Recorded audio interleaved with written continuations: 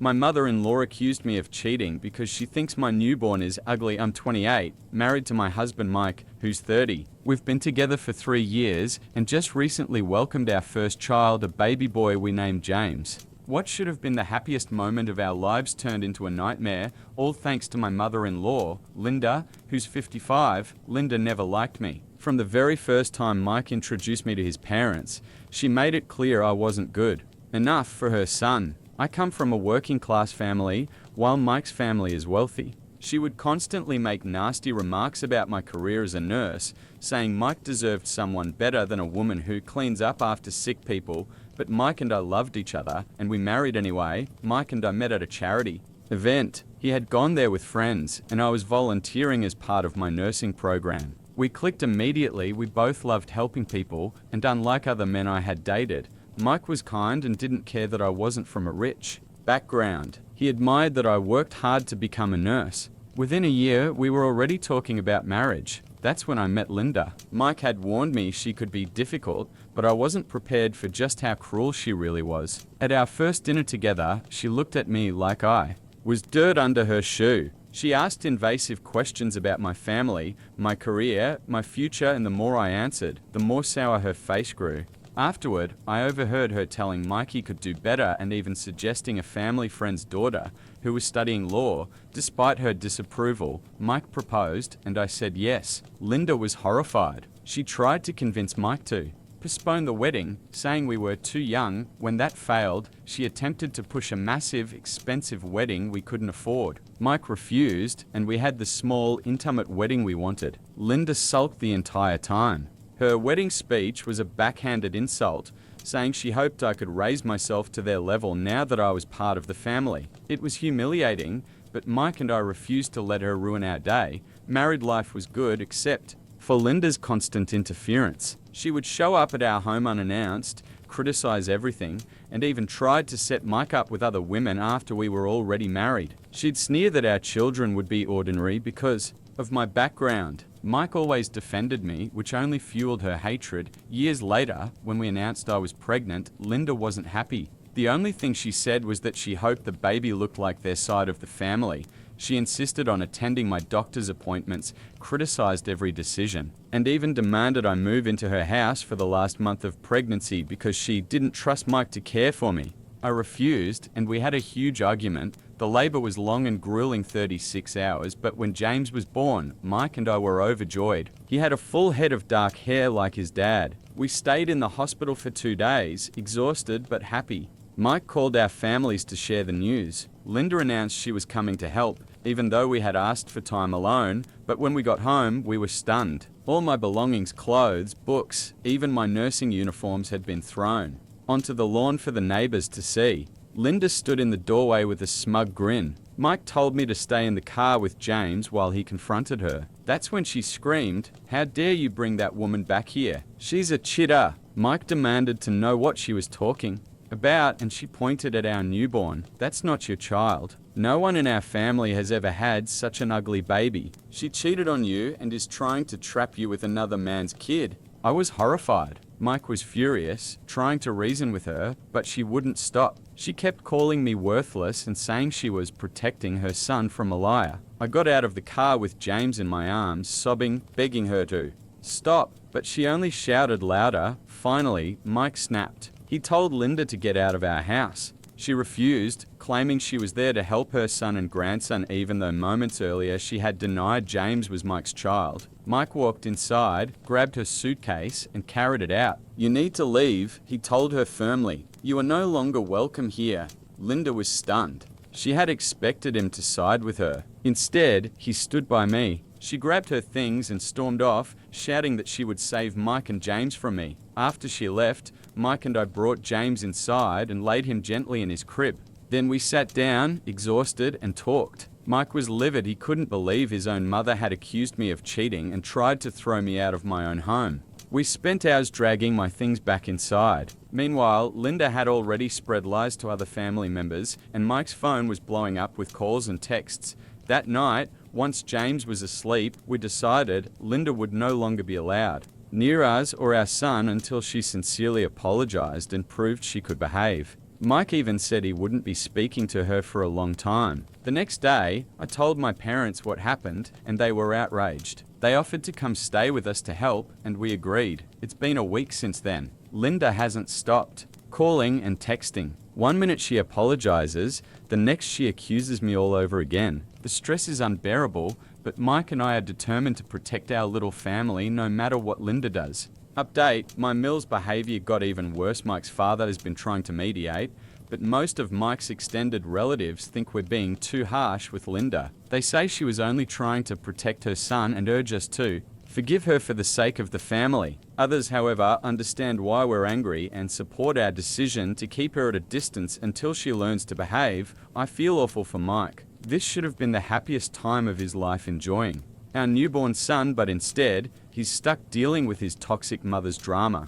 I try to support him while also caring for James, but I see how much it weighs on him. I'm furious too. I've done everything I can to be a good wife and now a good mother, but Linda's attacks and attempts to destroy our family are beyond comprehension. Mike has even considered taking legal action to get a restraining order, but he worries how the rest of his family might react. We've even talked about moving to another city to escape her, but we love our home and careers. It feels unfair to rebuild our entire lives because of her behavior.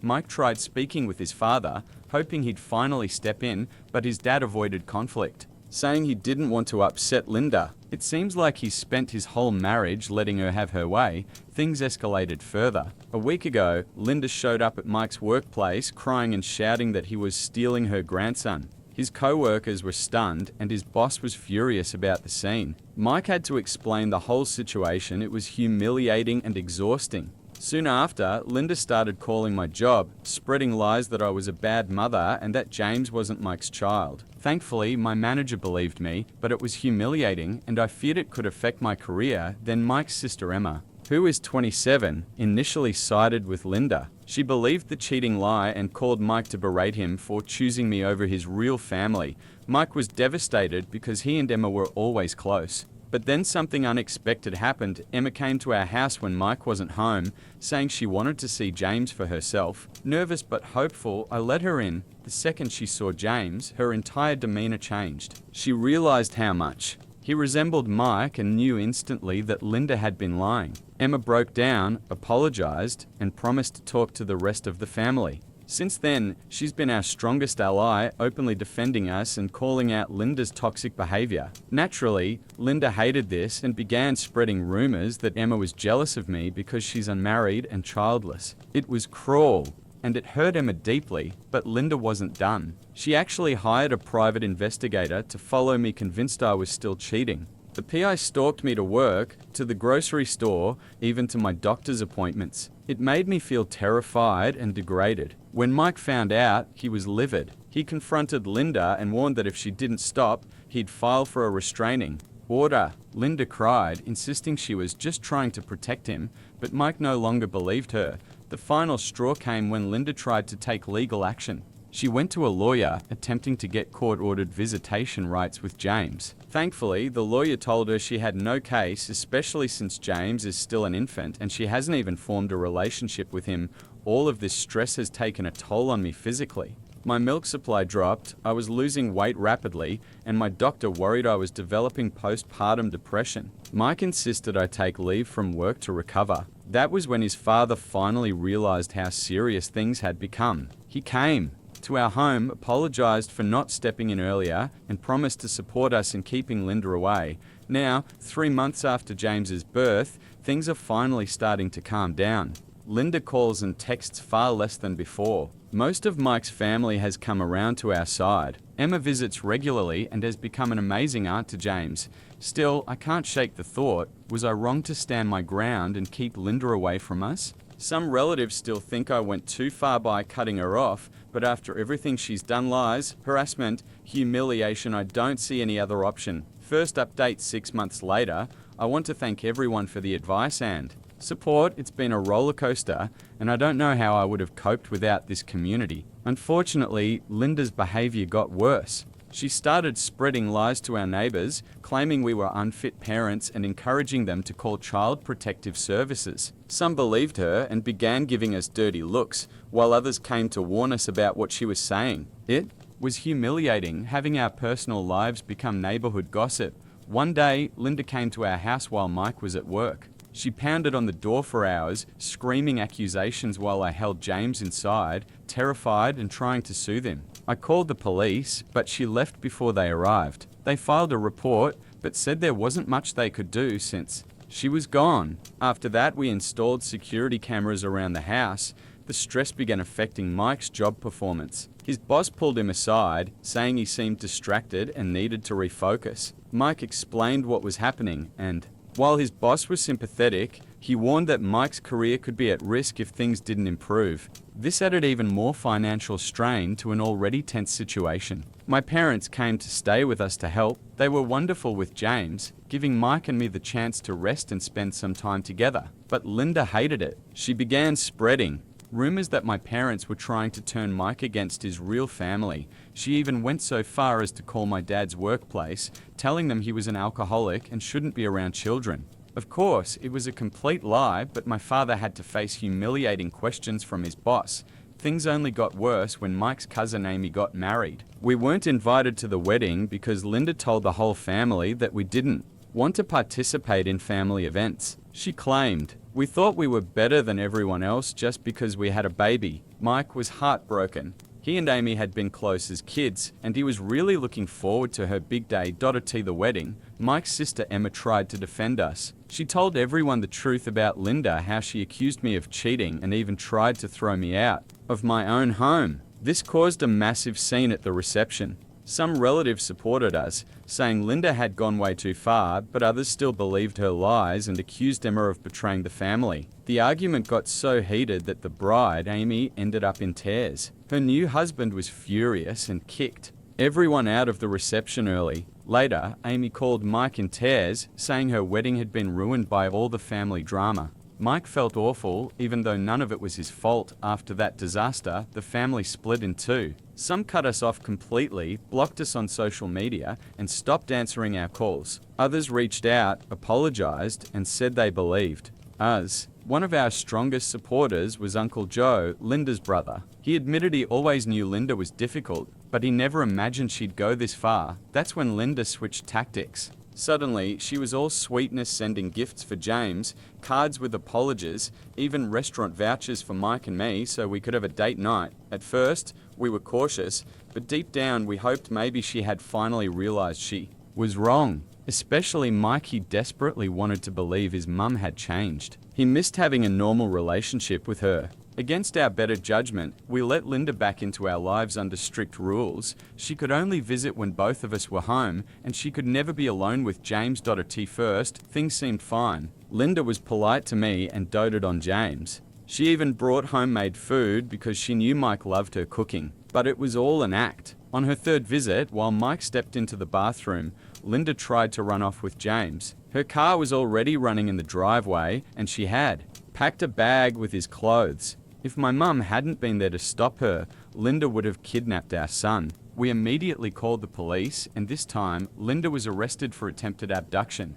Mike was in shock, watching his own mother being taken away in handcuffs. He broke down, feeling like he had failed both his mother and his son. Linda spent a night in jail. After that, it seemed like Mike's father finally saw the truth. The next day, he came to our house looking exhausted and broken. He said he was filing for divorce from Linda and apologized for not believing us sooner. He asked if he could still be part of James's life, promising to respect our boundaries. After a long talk, we agreed but made it clear he could never share information with Linda. Mike felt a huge sense of relief. His father had finally opened his eyes, but he was also devastated his family was falling apart before his eyes. He started seeing a therapist to cope with the guilt and stress, which has been helping a lot. As for me, I went back to work part-time. At first, it was hard, leaving James, but it actually helped to focus on something else. My co-workers were incredibly supportive, especially once they learned about all the drama with Linda. My boss even adjusted my schedule so I could be home when Mike's dad came to spend time with James. That made things so much easier, despite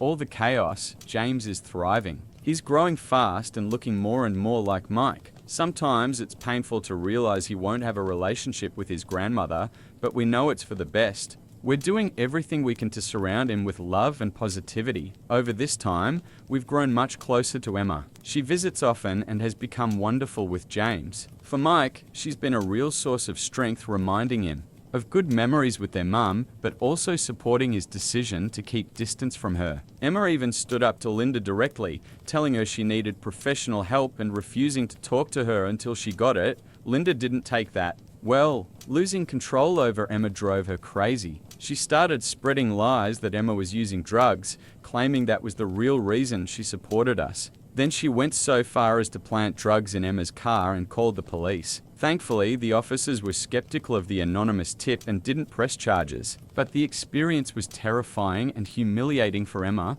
The rumors still damaged her career. Her boss heard the gossip and, despite no evidence, decided to fire her to avoid potential issues. Emma was crushed. She had worked so hard to earn her position, and now she was unemployed because of her own mother's lies. We offered her a place to stay while she looked for another job, and she accepted. It's a little crowded at home, but we're glad she's here. Mike's father is also trying to make things right. He even offered to pay for family therapy for all of us, including Linda, if she agreed. After a lot of thought, we decided to try, but only if Linda first committed to getting real help for her behavior. Last week, we had our first session. It was incredibly hard. Linda cried a lot, saying she just wanted her family back. She complained about how lonely she felt after her husband left her. But the therapist was firm, telling her she had to take responsibility for her actions and understand the damage she caused. Linda didn't like hearing that one bit. She ended up yelling at the therapist, accusing him of being biased, and stormed out of the session.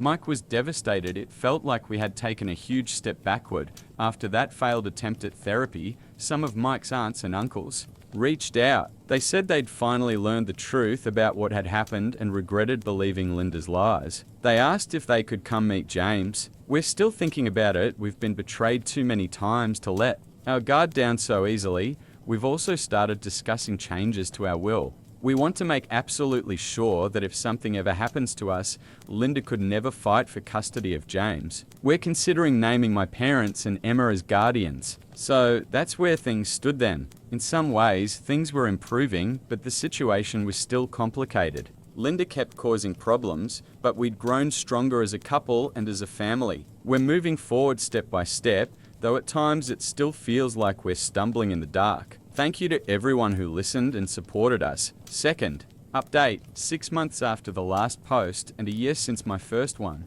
Honestly, not much has changed, but I still want to thank everyone for the advice and encouragement. Here's where we're at now. Mike is having trouble at work. His company is restructuring and layoffs are coming. There's a real chance Mike could lose his job, and we're both very anxious about it. We're trying to save as much as we can in case the worst happens, but that's difficult after spending so much on lawyers because of Linda. Somehow, Linda found out about the situation. We suspect one of Mike's co-workers tipped her off. As soon as she heard, she started bombarding us with calls and messages, insisting she wanted to help financially if Mike lost his job. We know it's just her way of trying to wedge herself back into our lives, so we ignored her. Then she started showing up at Mike's workplace, demanding to talk about family matters. She came so often that Mike's boss finally told her to stop coming by, but it left a bad impression, and now Mike is worried it might affect his chances of keeping his job. All this stress is affecting James too.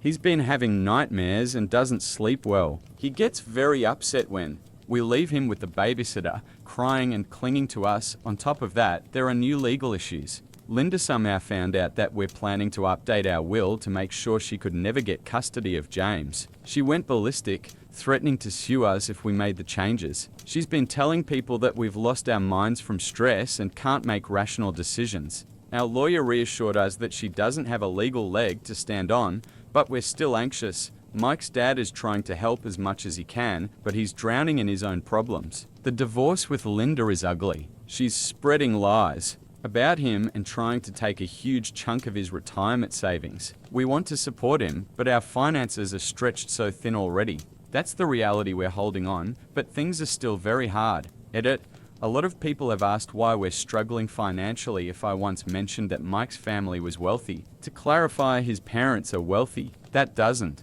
mean Mike has access to their money. Third update, a year after the second update and 2 years since my very first post. I finally remembered the password to this account. It's been a year since I wrote anything. So much has happened. Mike ended up losing his job. The company laid off a large group of employees, and he was one of them. It was a crushing blow. We had some savings, but after spending so much on legal fees because of Linda, it wasn't nearly enough. I started picking up extra shifts at the hospital, but even that barely kept us afloat. Linda, of course, saw this as another opening to try to force her way back into our lives. She called and messaged constantly, offering money and saying she could save us if we just let her back in. We ignored her, but she escalated. One day, she even showed up at our door with a check and tried to push her way inside. Mike slammed the door in her face. I was so proud of him for standing firm, but Linda didn't stop there. She started spreading rumors that we were unable to care for James financially. She even called Child Protective Services, claiming we couldn't afford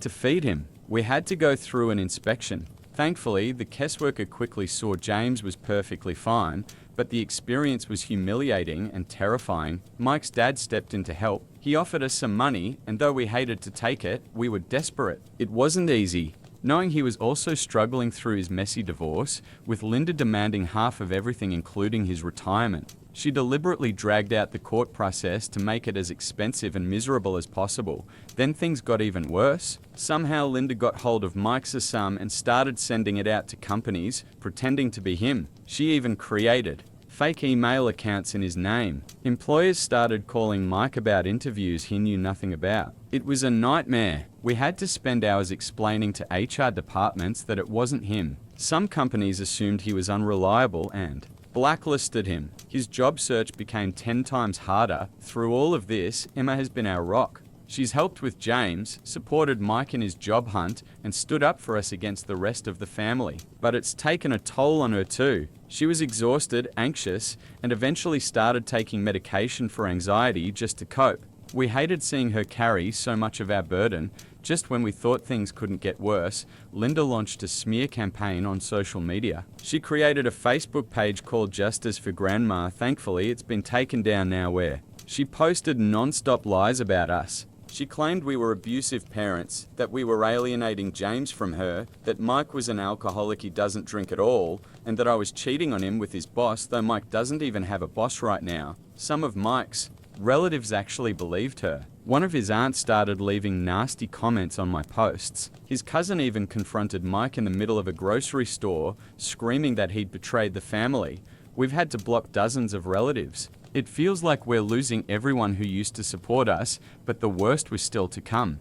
One day, we got a call from James's daycare. They told us that Linda had shown up there, claiming she had the right to take James with her. Thankfully, the staff were aware of the situation and refused to hand him over, but the whole thing terrified us. We rushed to pull James out of that daycare and had to start searching for a new one. That turned into a nightmare, especially given our financial situation. After that incident, we realized we had no choice but to take legal action. We filed for a restraining order against Linda. The court hearing was awful. Linda put on the performance of her life, acting like a heartbroken, pitiful grandmother. She cried, saying she only wanted to see her grandson. But our lawyer presented all the evidence of her stalking and the attempted abduction. The judge granted the order. We thought maybe it would end there, but Linda just became more cunning. She began pulling in her enablers again, like she always did. Meanwhile, Mike was still unable to land a proper job. His reputation had been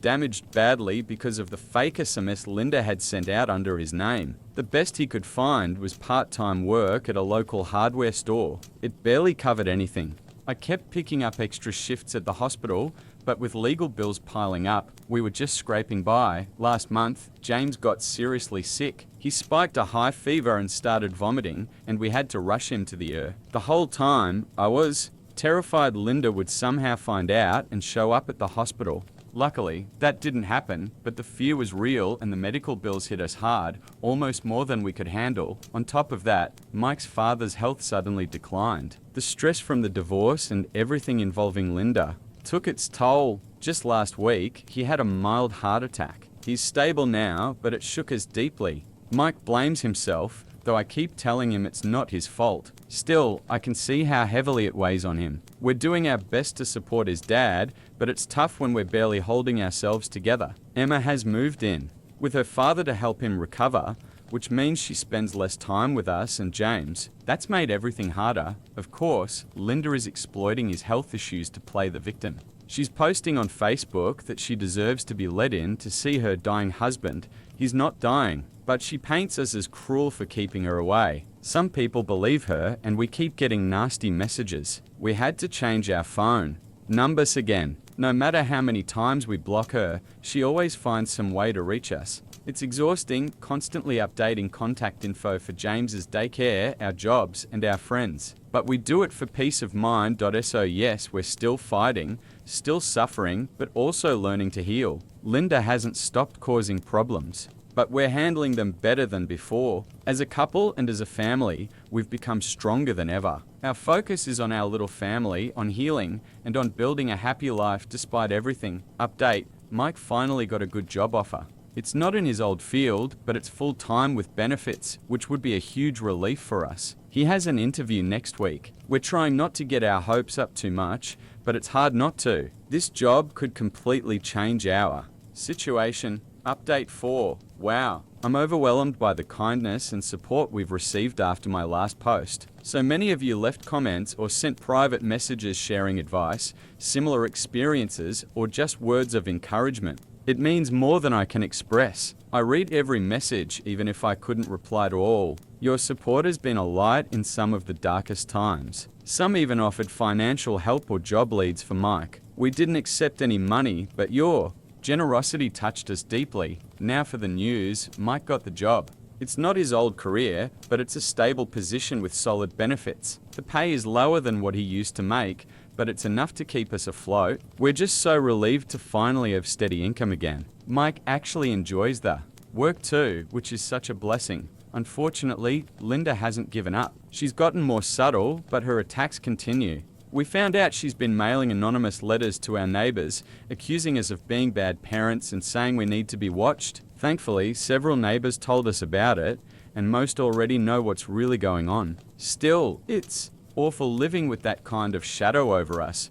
Mike's dad is doing better health-wise, though the divorce with Linda drags on endlessly. Emma finally landed a new job and moved out, but she still visits often to help with James. We've also made a big decision. We're moving to a new city about 3 hours away. I know I once said we wouldn't do that, but we never imagined things would escalate this far. And after Mike lost his old job, the idea didn't seem so impossible. Mike can transfer, and I already found an opening at a local hospital. It's scary, but we feel like we need a fresh start far from Linda's reach.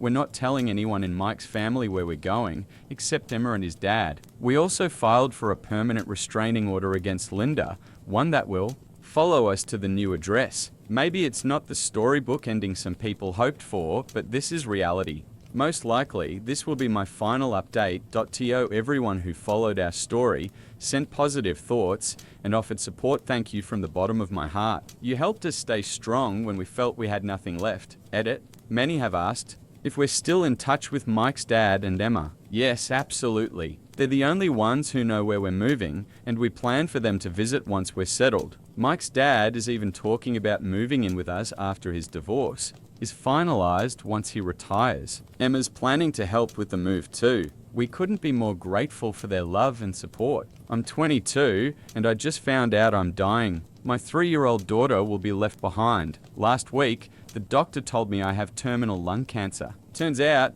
picking up cigarettes at 15 and eventually working my way up to 3 packs a day was a terrible decision. Stupid, I know, but I thought I had more time. Now I'm stage 4, with only a few months left. Please don't pity me. Honestly, the only truly good thing I've ever done is bringing my daughter into this world. So my loss isn't much of a tragedy for anyone but her.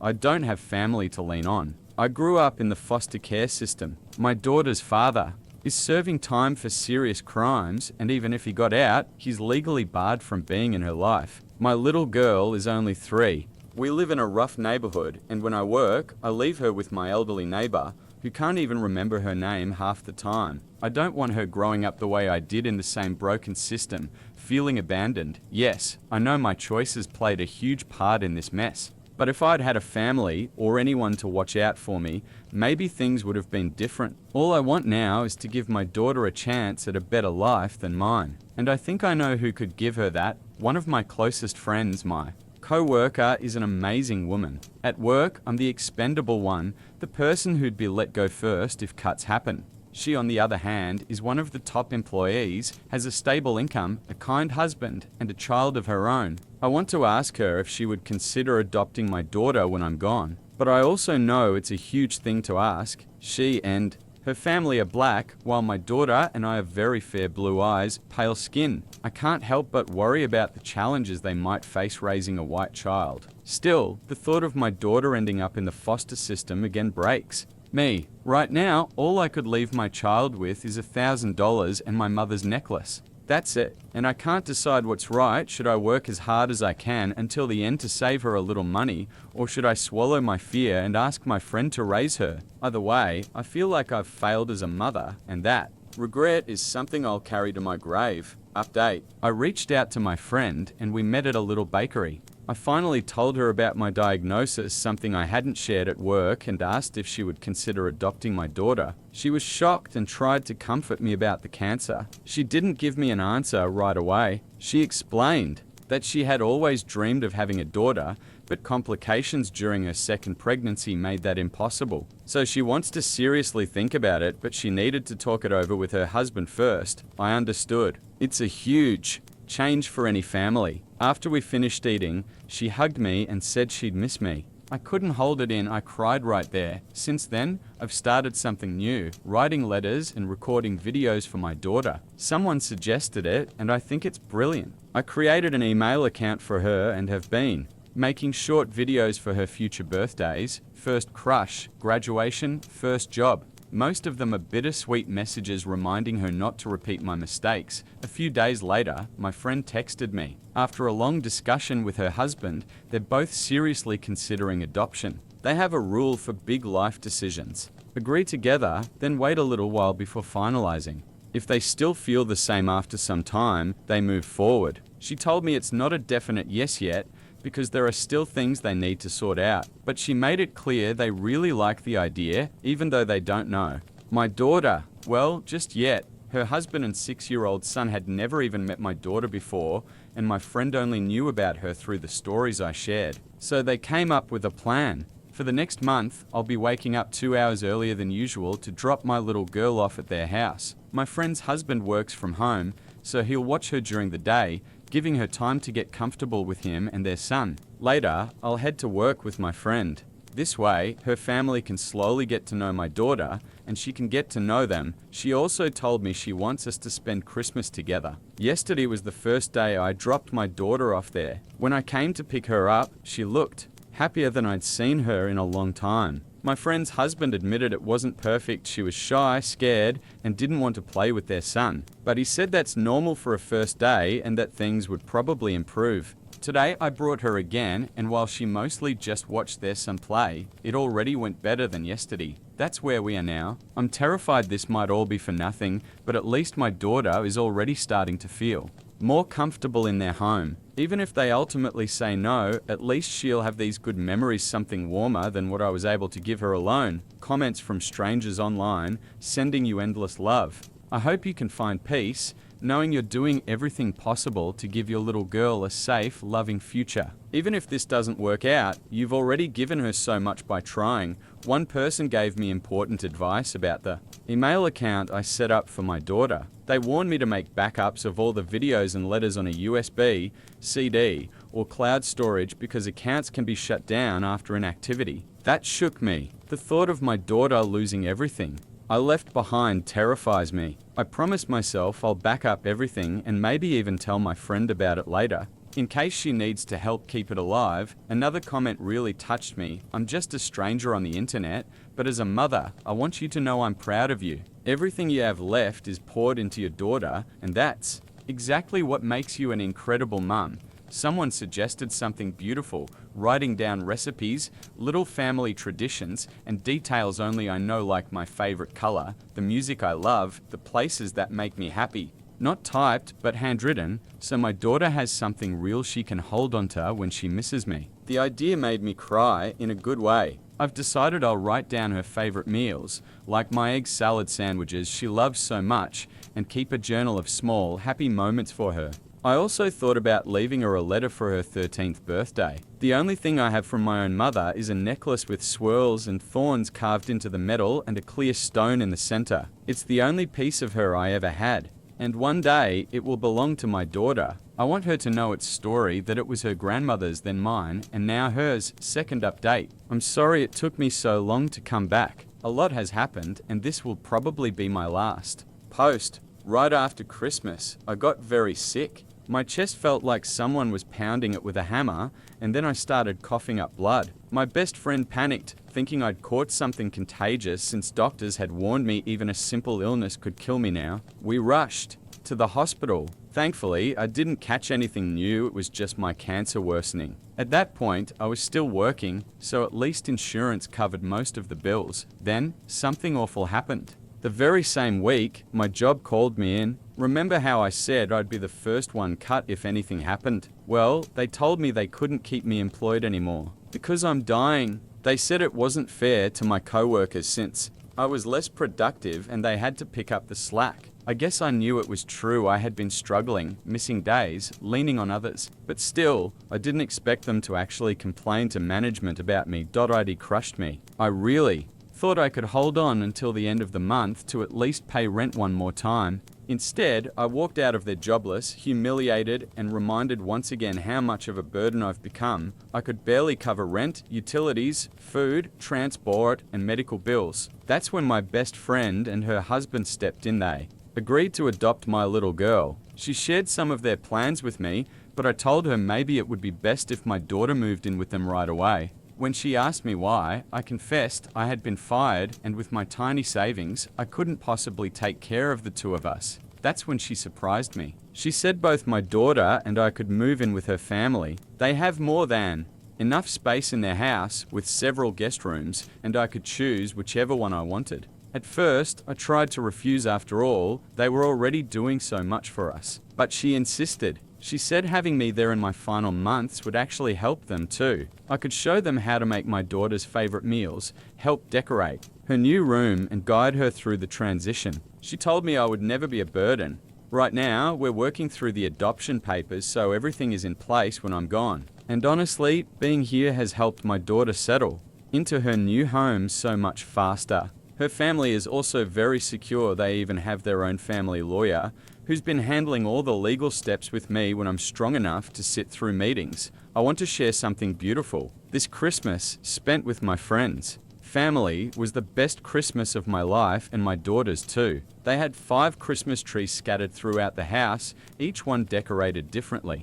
And thanks to my friend, I was able to give my daughter a truly special gift, a stuffed bunny from Build-A-Bear with a recorded message inside. I told her how much I love her and that I'll always be trying to protect her. Now she has something of me she can hold forever. My friend also knows about the letters. I'm nearly finished with them, just a few left to write. I gave her all the passwords to both my email and this account, so when I'm gone, she can delete them. I'm sorry, but I don't want people writing to me after my death. Since my last update, messages have exploded. Apparently my story ended up on TikTok, and now strangers from everywhere are reaching out. It's strange. I've never had this kind of attention in my life, and now, as I'm dying, people finally want to talk to me. Many have written to say that if my friend had refused, they would have gladly adopted my daughter themselves. I can't thank you enough, but luckily my friend said yes. If you still feel that urge, please reach out to your local foster system. There are children there right now, suffering the way I once did,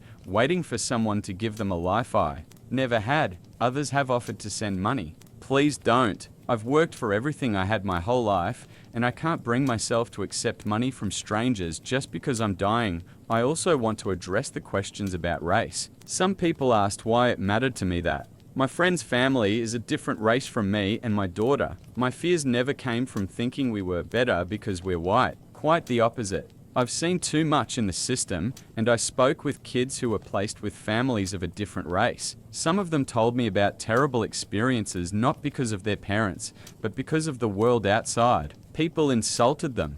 One child told me an old woman screamed at him in a restaurant, and when his parents tried to defend him, it turned into a fight. So yes, I was afraid my daughter might face the same hatred. But I can't let my fear of cruel strangers stop her from having a loving home. So this will likely be my final post. I don't want to waste the little time I have left. I've even thought about painting again. I used to draw in high school, but gave it up. There's a line I remember from a classic novel we read in literature class about a world where books were banned. I can't recall it exactly, but the main character said something like, "You haven't lived in vain if you leave something behind." That thought has stayed with me all these years. Maybe I'll leave behind a painting, something my friend can hang, or even just store away in an attic. If I leave even one small piece of myself behind, then maybe my life wasn't meaningless after all. For now, my only focus is helping my daughter feel at home in her new family. Thank you everyone for your kindness. And goodbye. Comments. What about your daughter's father or grandparents? I'm so sorry this is happening, but please think of family first. Author's reply, her father is in prison, and I hope he stays there a very long time. His crime was against children. Even if he's ever released, he'll never be allowed near her, and I don't want him near her anyway. My parents are gone. Final update, I must have written and deleted this post a dozen times. She asked me to write to you when she was gone. It has taken me until now to find the strength. Forgive me. We buried her 2 weeks ago. At her funeral were my colleagues, our family, and the friends she had managed to keep close throughout her life. When she first saw the prices of caskets and burial plots, she had a panic attack. We told her we would choose the simplest, cheapest options. We lied. She deserved better. Than that, she deserved a proper farewell and a place of rest worthy of her strength. Her name was Michelle. She entered the foster care system at the age of 3 after losing her mother in a car accident. She never knew her father. At 16, the man who was supposed to protect her instead pulled her out of school. By 18, she discovered she was pregnant with his child. Not long after, police found terrible images and videos of children on his computer, and he was arrested. From then on, Michelle fought to survive working, providing for herself and for her daughter, never asking for more than she thought she was allowed to have. She joined our company just after her 19th birthday. Only a few months ago I learned she had lied on her sum to get the job. When I asked her why, she smiled and said, "What difference does it make? They taught me everything anyway." That was Michelle in a single sentence, unafraid to take a risk if it meant moving forward. It breaks me to read the letters she left behind for her daughter. She thought so little of herself, but she gave everything she had to the people she loved. She carried herself with quiet confidence, with her head held high, even when the world had done nothing but try to break her. To us, she always seemed fearless. Even in her last months, when fear and grief caught up with her, I believed she had earned the right to every single moment of weakness. Michelle had this way of befriending people others ignored. Before she moved in with us, she knew the homeless, men who stayed near her apartment. One of them, Ted, lived by the gas station close to the bus stop. Just before her health collapsed, she asked me to take her there. I thought she wanted one last look at the neighborhood she used to call home. But she went to the corner store, bought a sandwich, and quietly handed it to Ted. He came to her funeral. I don't want to dwell on her last weeks. They were spent in the hospital, and she was so fragile, so unlike the Michelle we all knew. We visited as often as we could, but it was hard on our children to see her that way. It was hard on all of us. Still, we couldn't leave her alone. On our last visit, I knew. I felt it. That night, she passed in her sleep. At the service, the flowers were gladiolus and poppies. We chose gladiolus because of what they symbolize: strength, integrity. Michelle had asked for poppies. She always called our little girl her poppy, her small red flower. We even painted little poppies on the walls of her room. Now, every night, she still clutches the stuffed bunny Michelle made for her, the one with her recorded voice inside. Michelle never finished her painting. Somehow, that makes it even more precious. We'll hang it in our daughter's room when she's older, so she'll know it was her mother's last gift. The letters are ready too. The first will reach her on her 4th birthday. The recipes, the words, the memories Michelle left, these we will pass to her slowly as she grows. We've arranged survivor's benefits for her, and we're saving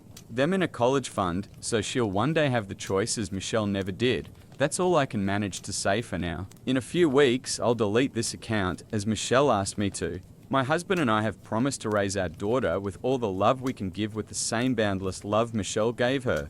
Thank you, all of you, for your kind words and for holding space for her story. I let my father and his new wife stay at my place because they were struggling financially, but within just a month, she was already trying to make me pay the monthly rent. My life has been difficult from the very beginning. My mother died giving birth to me, and my father raised me, but for some reason, he blamed me, an infant, for her death. Throughout my entire childhood, not a day went by without him reminding me, in harsh words, that I was the reason my mother was gone. He constantly repeated that my birth had stolen the most precious person from him, that he never wanted me, and that my very existence had cost him too much. According to him, I had to work hard to make up for it, otherwise my mother's death was meaningless. Hearing those words as a child was soul-crushing. I was too young to understand his grief, anger, and loss. I needed a mother too, but she wasn't there, and the one parent I had saw me only as a burden. The man who should have been my protector and source of comfort became the one who reminded me daily that I was unwanted, that my life itself was a curse. Growing up in that environment was unbearable. I carried constant guilt just for existing. There were moments I desperately wanted to tell him how much his words hurt me, how empty and broken they made me feel. But fear kept me silent, and the few times I tried, I was met only with more bitterness and rage. My childhood became defined by deep loneliness and isolation. While other kids had parents who comforted them, guided them, and gave them a sense of security, I felt like I was walking on thin ice every single day, just trying to avoid another explosion of anger. Despite everything, I tried to understand his pain. I knew losing my mum had shattered him and that he never recovered, but that didn't make his cruelty any easier to carry. I was just a child trying to find my place in a world that already felt cold and unwelcoming. And yet, deep down, I kept craving his approval, his love, his recognition. I always hoped that maybe one day I could make him proud. I remember the nervous excitement I felt whenever I brought home a report card with good grades. I would rush to him, hoping for a smile or a word of praise, anything that could make me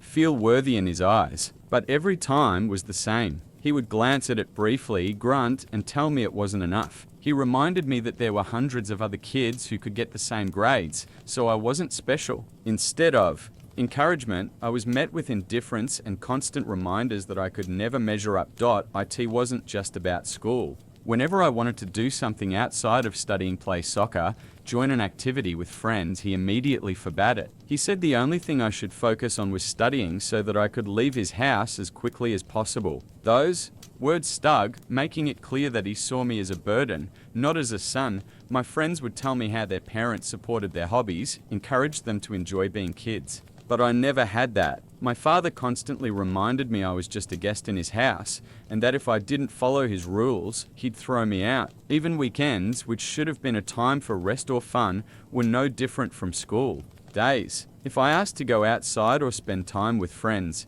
he'd start a lecture about how much money he spent on me and how I didn't deserve to waste time on friendship. Anything that brought me joy was dismissed as a waste in his eyes. One of the most painful memories was my 15th birthday. Most kids look forward to birthdays, planning parties and celebrating with friends. But for me, it was a day filled with dread. My father hated when I tried to celebrate. Still, that year, I hoped for something different. I just wanted to go, see a movie and eat pizza with my friends. When I finally gathered the courage to ask him for a little money, he exploded. He shouted that I had no right to celebrate because my birthday was also the day my mother died. He made it clear that my birthday would always be the worst day of the year for him and that I should never even think of enjoying it. From then on, I never celebrated with friends. Over time, these repeated experiences convinced me that my father truly hated me and never wanted me in his life. The constant rejection and criticism left deep scars that still affect me today. Over time, I learned to keep my hopes and dreams to myself. I stopped expecting approval or support from my father because I knew it would only lead to more disappointment and pain. Instead, I focused on being strong for my own sake and poured all my energy into academics, determined to leave his house as soon as I could. Eventually, all that hard work, persistence, and determination paid off. I still remember the moment I opened the acceptance letter one of the top universities had offered me a full scholarship. It was a strange mixture of relief and pride. Finally, I was leaving that house behind. I was walking away from my father's, suffocating control and stepping into a new chapter where I could live on my own terms. Leaving felt like removing a heavy weight I had carried all my life. For the first time, I felt genuinely free. Those 4 years in college became some of the best of my life. They were years of growth, discovery, and joy. I finally had the chance to live like a normal person. My father could no longer dictate my every move, and although he occasionally tried to exert control from a distance, I didn't listen anymore. After years of pressure, I was ready to make my own choices and build the life I wanted. Even with all the freedom and happiness college gave me, I never forgot why I was there. I maintained excellent grades, determined to make the most of the opportunity I had fought so hard for. But I also found balance. I went to parties, joined clubs, met new people, picked up hobbies, and, for the first time, I allowed myself to. Simply Live.it was during this period that I met Sheila. Meeting her was one of the most unexpected and beautiful turns of my life. From the very beginning, there was something about her that drew me in. We were remarkably alike, ambitious, driven, and career-focused. Sheila understood me in a way no one else ever had. One of the things I loved most about her was how comfortable the silence between us felt. We could sit together for hours, each lost in our own thoughts, without needing to fill the space. With her, I never felt pressured to be someone I wasn't. Sheila was the first person who made me feel I no longer had to carry the weight of guilt I had been dragging with me for so many years. She saw the pain I had normalized, the hurt that had become so ingrained I no longer even recognized it as wrong. She reminded me how unfair it had been for my father to blame me for my mother's death and told me that no child should ever bear such a burden. It was Sheila who insisted I see a therapist, something I had never even considered. My father's words had cut so deeply into my mind that I didn't realize I could ever be free from them. Therapy changed my life. At first, it was incredibly difficult to face the trauma of my upbringing, to acknowledge the damage, and to start dismantling the toxic beliefs I had absorbed. But with time and effort, I began to see clearly. I understood how wrong my father's mindset had been, and I realized I deserved better. Slowly, I came to accept that I was not responsible for my mother's death. My father's anger and hatred were his own demons, not mine to carry. As I began to heal, something else surfaced: anger. Years of buried frustration finally came boiling to the surface. I had spent so much of my life trying to win his approval, trying to be the son he wanted, all while carrying the guilt he had forced onto me. But now I knew it was never my responsibility. His grief was his to face, not mine. That anger made it almost impossible to maintain a normal relationship with him. During college, we spoke rarely, and when we did, the conversations were short and strained. I had little patience left for his criticism or attempts to control me. Then, one day, it all came out. The words I had buried for years spilled out in an unplanned confrontation. I told him about the damage his words had caused, about the scars his constant blame had left on my mental health. I made it clear that I would no longer be his scapegoat, and that if he couldn't respect me, I was ready to cut him off for good. For the first time, he had no response. He didn't apologize, as I had secretly hoped, but he also didn't deny my words. And after that conversation, I noticed something shift in him. He became a little softer, a little less harsh in how he spoke. To me, it felt as if he was finally trying, maybe not to make things right, but at least to change. Still, even with that small shift, our relationship remained strained. Years of pain and resentment cannot be erased overnight. I appreciated the effort, but the damage was already carved deep. The damage my father had caused would have taken far more than words to repair, if repair was even possible at all. Over the years, even though our relationship remained strained, I no longer carried the same level of rage or guilt that once consumed me. Slowly, I came to accept that while I couldn't change the past, I could choose how much power it had over my future. Of course, Sheila's support played a huge role in this. I will always be deeply grateful to her for showing me that I am worthy of love, respect, and happiness. Not long ago, my father married his long-term girlfriend, Day. They had a small wedding, and despite everything between us, I decided to attend with Sheila. I A part of me was genuinely happy for him, and I hoped marriage might change him for the better, but only a month later, he called me in desperation. He had made a series of poor financial choices and was barely scraping by. He admitted he hadn't paid rent in 6 months and was now facing eviction. He told me he couldn't confide in his new wife because it would cause a major conflict between them. The first thing he asked was if I could give him money for rent. My immediate response was no. Even though I could afford it, I wasn't willing to become his financial safety net, especially after everything in our history. I had worked far too hard to build my own life, and I wasn't about to set a precedent where he could come to me every time he messed up. Still, after talking it over with Sheila, I reconsidered. He was my father after all, and maybe he truly needed help. I called him back and offered a compromise. I wouldn't pay his rent, but I would let him and Day stay at my place temporarily. I had enough space and they could use the guest room until they saved enough money to move out. I made it clear that this was temporary and I expected him to actively work toward independence. He hesitated, but eventually agreed. 2 weeks later, they moved in. The first month was a period of adjustment for all of us. It had been years since we lived under the same roof, and we were now completely different people. I was no longer the teenager who silently endured his criticism. I was an adult with a life of my own. Unfortunately, his old habits soon resurfaced. He began making remarks about how I ran my household, criticizing small things about order, routines, and lifestyle as if nothing had changed. But I wasn't that same powerless kid anymore. This time, I defended my boundaries. Whenever he tried to control or criticize me, I firmly told him to stop. I reminded him that he had no right to dictate anything in my life, especially while living in my house. I wasn't rude, but I was clear and unwavering. Day didn't take it well. More than once, she told me I should show my father more respect, insisting he had sacrificed so much for me. I would just shake my head, knowing she had no idea what really happened during my childhood. She only knew the version of my father that he presented to her, not the one who had left me scarred for years. I chose not to argue or reveal the truth. It wasn't my place to drag her into the past. Still, I knew living together would be difficult. I tried to stay optimistic, hoping we would eventually find a way to coexist peacefully, but one evening, after an exhausting day at work, I came home to find my father lounging on the couch with Day, watching TV. The house was a mess and the kitchen sink was piled high with dirty dishes. I asked him why he hadn't cleaned, since it was his turn to take care of chores. His response came in that same old tone that had haunted me for years, the one that always made me grit my teeth. "You're a grown man I raised all by myself after your mother died. You should be ashamed of asking me to do something like this. Wash your own damn dishes." The fury that rose in me was instant. I snapped back without hesitation.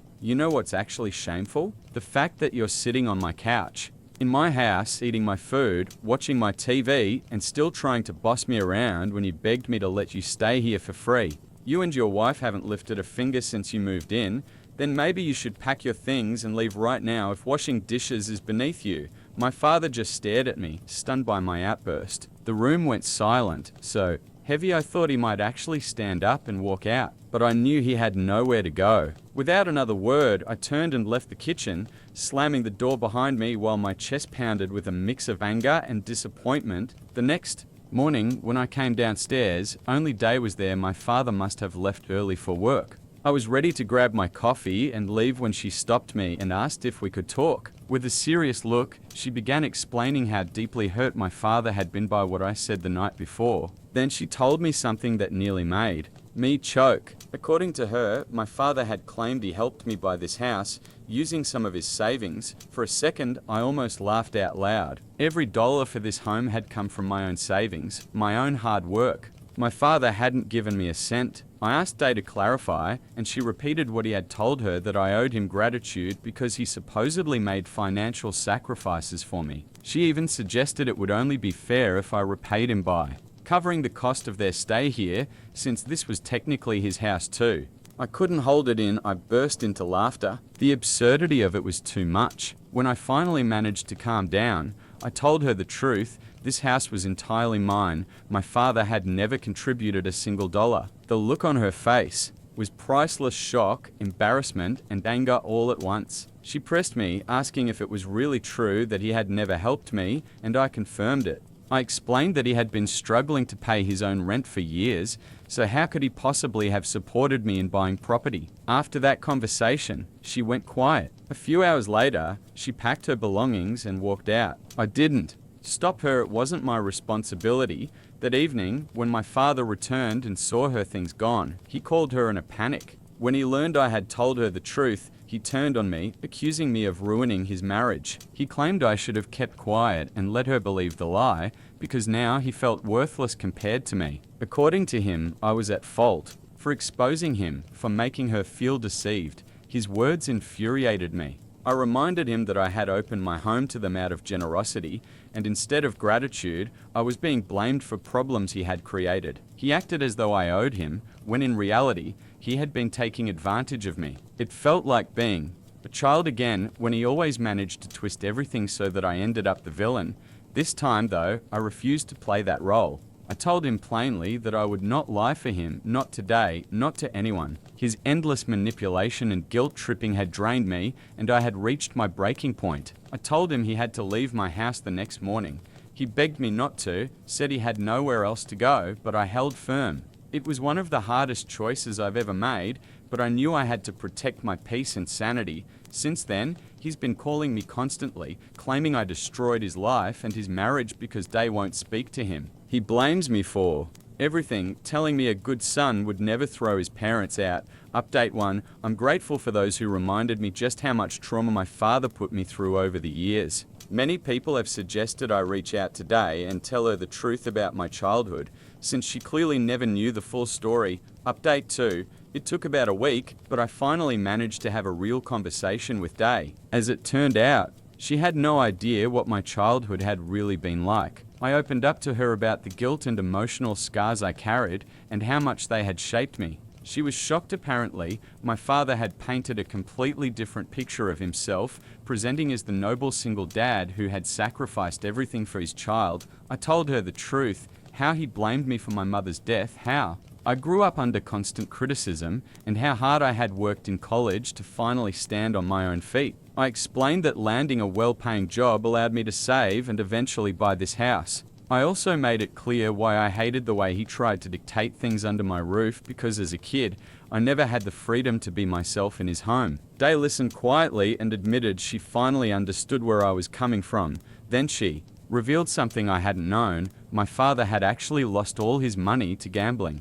He had been too ashamed to admit it, so he made her believe another story. In fact, when he first suggested moving in with me, she had resisted the idea. To make her feel less uneasy, he lied and told her he had financially helped me purchase my house. That way, she would see the place as partly his, not just mine. Once she realized his claim was a total fabrication, another manipulation to get what he wanted, she was devastated. Day confessed she felt embarrassed for having once demanded that I repay him by covering their rent. I reassured her it wasn't her fault. My father had twisted the truth, and the responsibility was entirely on him. Before leaving, she told me she planned to step back from the relationship with him, at least for a while, to process everything. Update 3. Hi everyone. It's been 3 months since my last update. After asking my father to move out, I cut all contact with him completely. It wasn't easy, but it was absolutely necessary for my mental and emotional well-being. The last time we spoke, he once again tried to pin everything on me, but instead of engaging, I blocked him. Since then, I can honestly say I feel lighter, freer, and finally at peace. My home feels like mine again. More importantly, I've been focusing on myself, on my goals, and on building the future I want. Through all of this, my girlfriend has been my rock, comforting me, encouraging me, and standing by me at every step. Her support has meant the world to me, and I couldn't be more grateful. Now, for the first time in a long while, I feel like I'm truly living life on my own terms. I paid for my wife's dream of opening a CAF, then found out she was having an affair with one of her mysterious Serbian customers. I filed for divorce, and she walked away with nothing. I'm 30 years old, and my wife is 27. We've been married for years. When people hear that, they're usually surprised, since she was only 23 when we tied the knot. My parents weren't thrilled either. They kept saying we should wait a few more years. But back then, it felt like we had this incredible connection, as if we completely understood each other. We dated for barely 15 months before getting married. Looking back now, it sounds insane, but at the time we thought we were soulmates. These days, after everything that's happened, I can't stop wondering if we rushed into it too quickly. One of the best things in my life is the jewelry business. I run with my brothers. We started out in our parents' garage, making handmade pieces and selling them at local markets. Now we own 3 shops in the city, plus an online store that ships nationwide. Most people assume going into business with family is a recipe for disaster. Trust me, I've heard all the horror stories, but my brothers and I have always been close, and we've managed to grow the business without serious fights or drama. If anything, working together made us even tighter. My wife, on the other hand, always dreamed of opening a cozy little CAF that combined her 2 favorite things, coffee and books. She's a total bookworm. Before I met her, I used to roll my eyes at people who made reading their entire personality, posting endless quotes online, dragging novels everywhere. But now I was married to someone exactly like that. Funny how life works out. When she finally shared her CAF idea, I wanted to make it happen for her. Rent in the upscale part of town she had her heart set on was ridiculous, but I took care of it, knowing that location would give the CAF the best shot at success. And it worked. The place quickly became popular. People came in to read, work on their laptops, or meet up over coffee. She even started a book club and held small author events. The financial investment paid off, and she was over the moon. At least, that's what I believed at the time. Things started shifting around March. Up until then, our marriage was pretty normal. We had date nights on Fridays, movie marathons on weekends, and she'd come home excited to tell me stories about the interesting characters who dropped by her CAF. Usually, it was some student basically living there during exam season, or a local writer hammering away at a manuscript.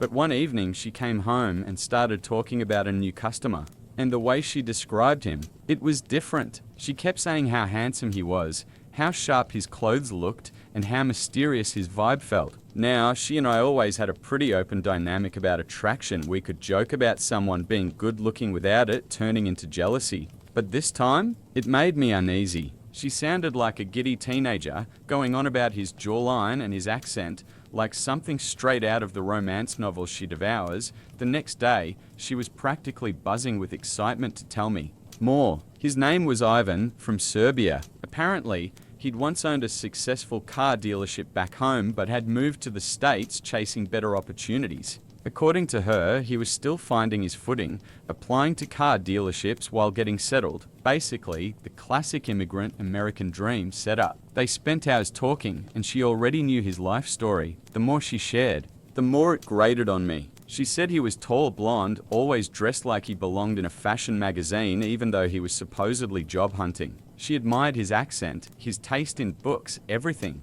It wasn't just casual storytelling anymore. It was like she was building a fantasy version of him in her head, the perfect, mysterious European love interest. After a couple weeks, her Ivan updates tapered off. She wasn't coming home with new stories every night, which honestly felt like a relief. But I knew he was still around. She'd casually drop his name now and then. One afternoon, I decided to surprise her by bringing lunch to the CAF, partly to be sweet, partly to see this guy for myself. And sure enough, he was sitting in the corner with a book. I hate to admit it, but he really did look like she described. Tall, attractive, well put together. That night, she came home late with this dreamy expression I'd never seen before. The kind teenagers get after their first kiss. When I asked what was up, she told me Ivan had walked her home. They'd spent hours talking about life and books, and then this part stuck, he asked her out. She said she told him she was married, and he supposedly apologized, kissed her hand, and wished her good night, but it wasn't his move that crushed me. It was her reaction. She was glowing, as if being asked out by another man while married was some kind of personal milestone.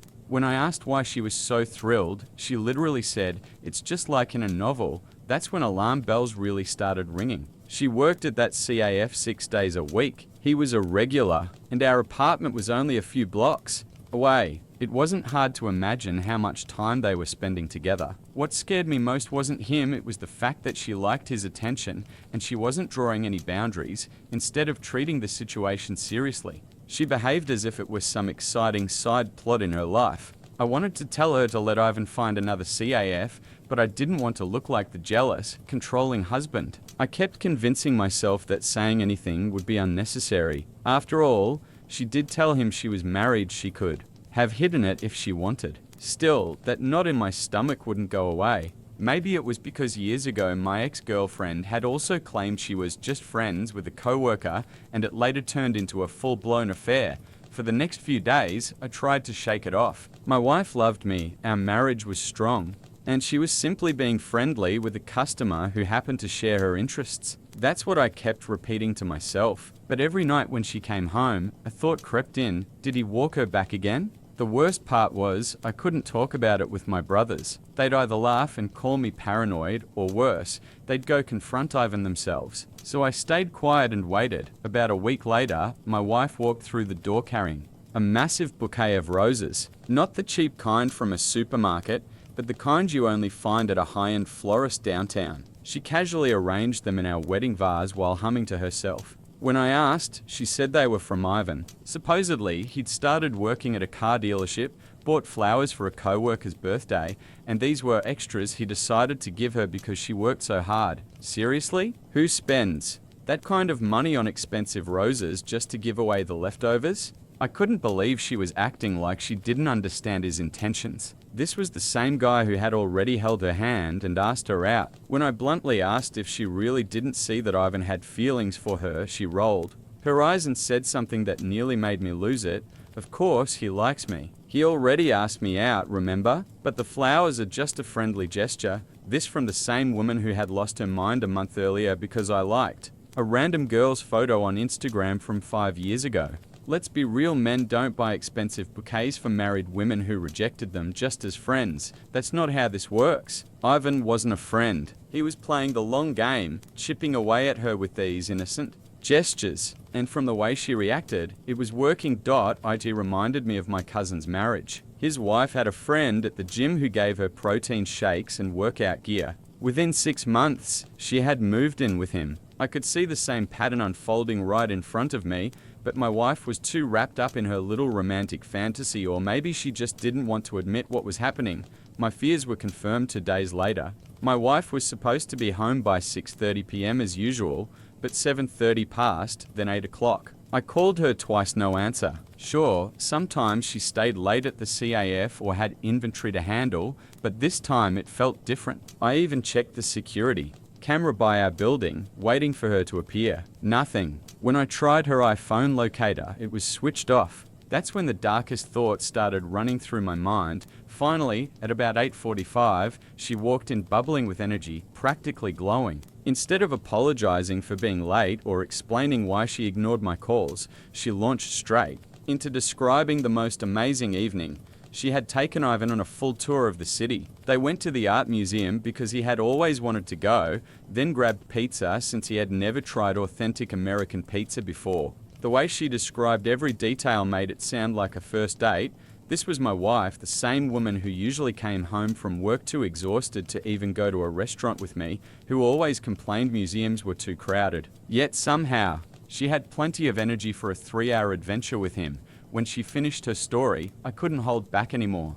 I looked her straight in the eye and asked if she was attracted to Ivan. The way her face changed said everything before she even spoke. She immediately went on the defensive, clutching her chest like I'd accused her of something horrific. She insisted she was just trying to be a good person, helping a poor immigrant adjust to life in America. She even brought up her grandparents, saying they once relied on strangers' kindness when they came here. While she rambled, she kept pacing around the kitchen, moving things pointlessly, avoiding eye contact. Classic behavior whenever she lied.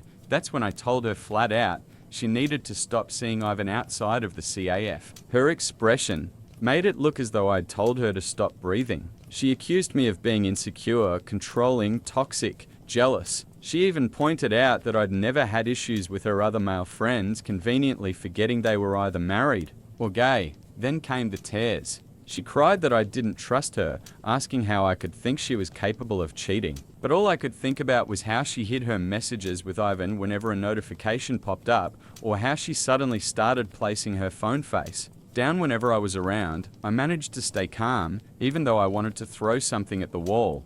I asked her to imagine how she would feel if some beautiful Serbian woman started visiting my jewelry store every day, if I took her on personal tours around the city, gave her gifts, let her hold my hand, and came home late because I was showing her around. My wife just rolled her eyes and said, "That's different." Yet, when I asked her to explain how, she had no answer. Then she dragged up some random guy from college who once had a crush on her, as if that was the same thing. By this point, the red flags were piling up so high it felt like I was watching a parade. The way she twisted herself into knots trying to justify it only made my suspicions stronger. Something was clearly going on between them. She even claimed she would understand if the roles were reversed. Really? The same woman who made me unfollow my ex from 10 years ago on Instagram, the same one who got upset because my cousin hugged me a little too long at Christmas, was now saying she'd be totally fine if I spent time with some attractive woman who was openly flirting with me. And I was supposed to believe that. Meanwhile, I was expected to stay calm while she played tour guide for a man who clearly wanted to sleep with her. Yes, at the beginning of our marriage, we agreed that admitting someone else was attractive wasn't a crime as long as it never went beyond that. But she had already crossed that line. That night, I ended up sleeping on the couch. Honestly, that part didn't surprise me. What did surprise me was how quickly everything went silent after the fight. Suddenly, no more stories about Ivan. She stopped bringing him up completely. No more cute updates about what he was reading or saying. She started coming home on time every night, as if life had gone back to normal. I began to wonder if maybe I had pushed too hard, maybe she had actually listened and set boundaries. Even my brother mentioned I looked less tense at work. For the first time in weeks, I felt like I could breathe again, and then came that random Tuesday. I had just closed a big deal and decided to surprise her by dropping by the CAF for lunch. She basically lived their opening to closing, never taking breaks, always saying a good owner had to be present. But when I walked in, only her staff were around. My wife was nowhere in sight. That alone felt strange. I asked one of the employees where she was, but got only a vague, awkward answer. Something inside me told me not to push it. Instead, I went back to my car, parked across the street, and decided to wait. That's when I saw them. My wife and Ivan, walking side by side, arms linked like they were on a date. She laughed at something he said, leaning toward him the way she used to. Leaned toward me. They didn't look like CAF owner and customer. They didn't even look like friends. They looked like a couple, real partners, lovers. My hands gripped the steering wheel so tightly my knuckles turned white. I watched as my wife clung to this man, the same one she promised to cut TIs with. And in that moment, I knew our marriage was probably already dead. Still, I also knew I needed proof before taking any steps. The urge to jump out of the car and confront them was overwhelming. My first thought was to punch Ivan, maybe remind him what happens when you mess with another man's wife. But I'm not a violent guy. The most aggressive I'd ever been was yelling at a referee during my nephew's basketball game. Even so, seeing them together like that made every muscle in my body tense with rage. The only thing holding me back was the thought of our family business, my brothers, and how a criminal charge would destroy everything we'd built. So I stayed put, gripping the seat, forcing myself to breathe, while they strolled back into the CAF like nothing had happened, as if my world wasn't collapsing right in front of me.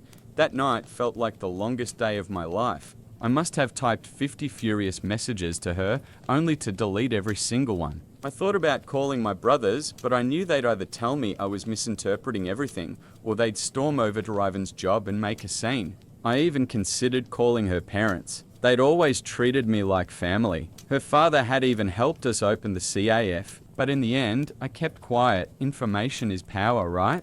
And now, I had information she didn't know I had. When she finally came home that evening, I acted normal, asked about her day. She sat at the kitchen table, eating the lasagna I had spent 2 hours making, talking about a new coffee roast. They were trying at the CAF about how busy her shift had been.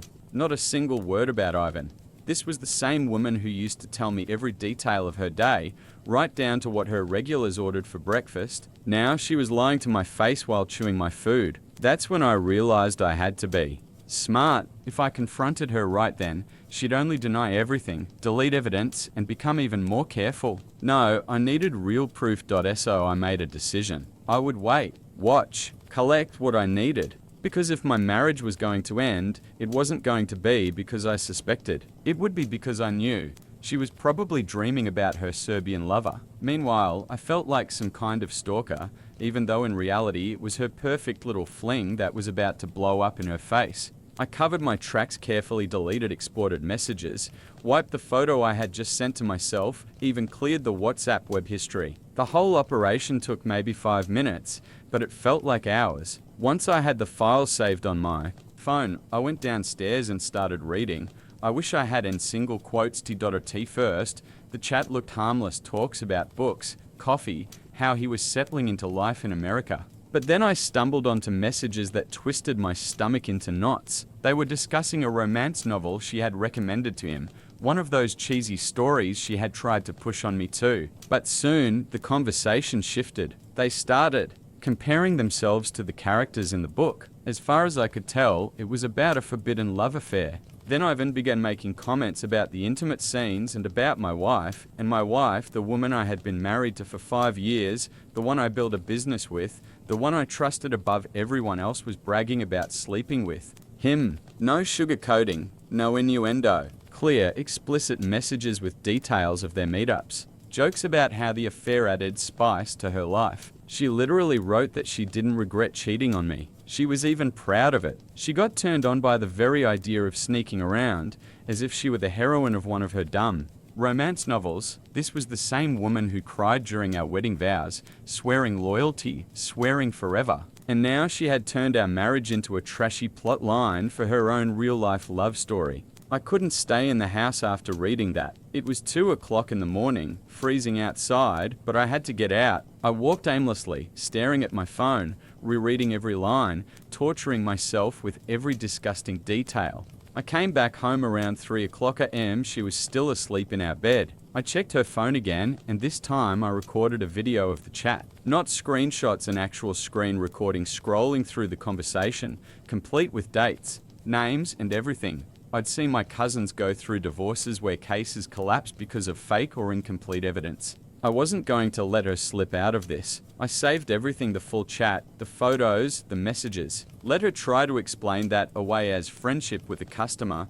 The worst part wasn't even the cheating itself. It was the way they laughed about it, making me the punchline. While I was working overtime to cover the rent for her CAF, she was getting off on sneaking around behind my back. Reading their jokes about me, about the husband at home while she was with him, it broke something inside me. It wasn't just betrayal, it was humiliation. She even told him personal things I had only ever shared with her, private pieces of myself that were supposed to stay between us. She thought she was living in one of her novels' bored wife chasing excitement with a mysterious foreigner. But this wasn't fiction, and there wasn't going to be a happy ending. I had already contacted a divorce attorney, one who specializes in infidelity cases. I wasn't going to play the part of the knave husband in her pathetic story anymore. Update Tuno, I can finally talk about what happened. After weeks of careful planning with my lawyer, we started the divorce process. I hired a process server and paid extra to make sure she got the papers at the busiest time of day lunch rush at the CAF. I took a cab and parked across the street to watch. The server walked straight into the packed CAF, past her regulars and her precious little book club ladies, and handed her the divorce papers right at the counter. She tried to drag him into the back room, but he loudly announced he was serving her divorce documents. Through the window, I watched her perfect little world shatter. Her hands shook so badly she could barely hold the envelope. A few of her book club friends were there too, watching the scene unfold. So much for her image as the sophisticated CAF owner. The rest of the day, I buried myself in work, and honestly, I felt incredible. My brothers knew something was up because I was in too good of a mood. Normally, I'd be glued to my phone, but that day I didn't care. No missed calls, no desperate texts begging for forgiveness. She knew she was caught. The prenup, ironically, pushed by her own parents, had a very clear infidelity clause. She wouldn't be getting a dime from me. When she finally came home that evening, she looked wrecked. Mascara smeared, eyes swollen, nose red from crying. Not the confident woman sneaking around with her Serbian fling, but a broken mess. She kept asking what she had done wrong, as if she genuinely didn't understand. The funniest part, watching. Her try to figure out what exactly I knew. She threw out guesses. Was it something Ivan said? Was it because she came home late sometimes? She was grasping at straws, desperate for an angle to escape. I just sat there silently, knowing I had every piece of evidence saved in 3 different copies. Eventually, I gave her a hint. I told her I saw her walking arm in arm with Ivan that day when she was supposed to be working. The shift in her face was instant. From sobbing wreck to defensive mode in seconds. Suddenly I was overreacting. Destroying our marriage over one innocent walk, insecure and controlling, and the next moment, she was begging me to reconsider. She even mentioned marriage counseling, as if that could undo the filth she'd written about me. She flipped between insults and pleas, desperate to salvage something. I was done with the performance. I told her to get out of my house. Yes, my house. I bought it before we were married, something she seemed to have forgotten. She tried to argue, but I just pointed at the door. Once she left, I called my lawyer. Most of our joint funds were already moved into my personal account, with every document backed up. My years of running a business had taught me to handle money properly, and now it was paying off. She could live in her little romance fantasy, but the divorce was real. I had hired the best divorce attorney in the city, the same one who handled a friend's case when his wife cheated with the neighbor. Expensive as hell, $400 an hour, but worth every cent. But watching my wife realize she couldn't afford a lawyer anywhere near the level of mine, that alone was worth every cent. Let me say this, a good divorce attorney is worth his weight in gold. Mine earned every single dollar. When it came to court, he didn't just present evidence, he told a story. He showed the judge photos of them together, even after I had explicitly asked her to end contact. Then he read out the WhatsApp conversations where they openly admitted to the affair. The look on the judge's face as he read their giddy messages about how exciting it was to sneak around priceless, and my attorney didn't stop there. He dug through our joint accounts like a forensic accountant. He found restaurant bills I'd never been to, perfectly matching them with messages from Ivan thanking her for dinner. He connected movie tickets, museum passes, even a weekend trip they tried to disguise as a business conference, all of it paid from our money that I was earning. But the knockout blow, he uncovered receipts from Victoria's Secret dated exactly when she was texting Ivan about a special surprise. At that moment, her lawyer's face went pale. My attorney painted a vivid picture, me, the hard-working husband funding her dream CAF, paying the rent, supporting her ambitions while she used my money to wine, dine, and entertain her lover. He even pointed out that I was covering rent for a high-end CAF space, and she turned it into her personal dating spot. Her attorney tried weak arguments claiming I worked too much or didn't read the books she suggested. The judge literally rolled his eyes. In the end, justice prevailed. Thanks to the prenup, I kept everything. She got no alimony because the adultery was undeniable, and I had been the sole financial support for her business. The only things she kept were the CAF itself and the Audi I had once bought for her. I didn't have proof of ownership for those. Now, getting back at Ivan was trickier. I wasn't about to risk jail for 2 people who weren't worth it. But fate handed me an opportunity. One day, I spotted him leaving the CAF, no doubt, after another cozy afternoon with my EX. I followed him at a distance until we were clear of cameras and crowds. I called out his name. When he turned, I introduced myself. Hey, Ivan, I'm your lover's husband. The look on his face, frozen right before my fist connected with his jaw, was perfect. My hand ached for days afterward, but seeing him sprawled on the pavement was worth it. Blood on his lip, stunned expression like he never thought sleeping with another man's wife might come with consequences. I was ready if he fought back. But he didn't. He just stood up, wiped his mouth, and walked away. I guess that mysterious macho act was only for married women. I wanted to do more, but I knew one punch was all I could afford without risking an assault charge. Then came the sweetest part of revenge. The CAF rent for $500 a month was due May 1st. Right in the middle of the day, my phone started blowing up. My ex sobbing, saying she couldn't cover it. Turns out running a CAF isn't so glamorous when you actually have to pay the bills instead of burning through someone else's money. She kept saying things like, please, I built this place from the ground up, conveniently forgetting whose money actually built it. Please turned into bargaining. She promised to pay me back, even offered me a share in the CAF just to save her precious business. Every time she begged, my answer was the same, sell the Audi. She cried harder, saying she needed the car, that she couldn't run the CAF without it. I ignored her and eventually blocked her number. A week later, my brother sent me a screenshot. From Facebook Marketplace, her white Audi listed for urgent sale. After she sold the car, she called me from another number, screaming about how cruel I was, accusing me of destroying her life's work just because I wouldn't cover her rent. I laughed and reminded her how much fun and excitement she'd had cheating on me in the very CAF rent I was paying for. That was the last time I heard from her, honestly. I'm looking forward to next May. Without my money, without my accountant managing her books, and without the flashy car to prop up her image, I doubt the CAF will last a year. Those same book club ladies who once adored her, most stopped going. Turns out, getting divorce papers served for adultery in front of your customers isn't exactly great for business. My brother drove by recently. He said the place looked pretty empty. My grandma gave me a penthouse for my birthday, but my mum tried to take it away to please her new husbandi everyone. 3 days ago I turned 15, and my grandma gave me the most unbelievable gift. She signed over the deed to her penthouse. Apartment to me. She doesn't even live there full time. She has a house in the suburbs and only stays in the penthouse when she comes into the city. I was over the moon. It felt like, for the first time in a long while, something good was happening in my life, because honestly, this last year has been absolute hell. It started when my dad walked out. He'd always been a complete workaholic, barely around, but the divorce still blindsided me. My mum never even told me directly. One day, I just noticed he was gone. Later, I found out he had already filed for divorce almost a year before. By the time I realized what was happening, it was basically over. He didn't even say goodbye to me, just left me one last message, be good. That was it. I haven't seen him since. When the divorce finalized, Mum got the house and full custody of me and my little brother. Dad technically had visitation rights, but he never used them. He just vanished from my life. Then, about 2 months ago, Mum dropped another bomb. She'd been dating someone, let's call him Robert, for a few months, and now they were engaged. I barely had time to process that she was even seeing someone before she announced he'd be my stepdad.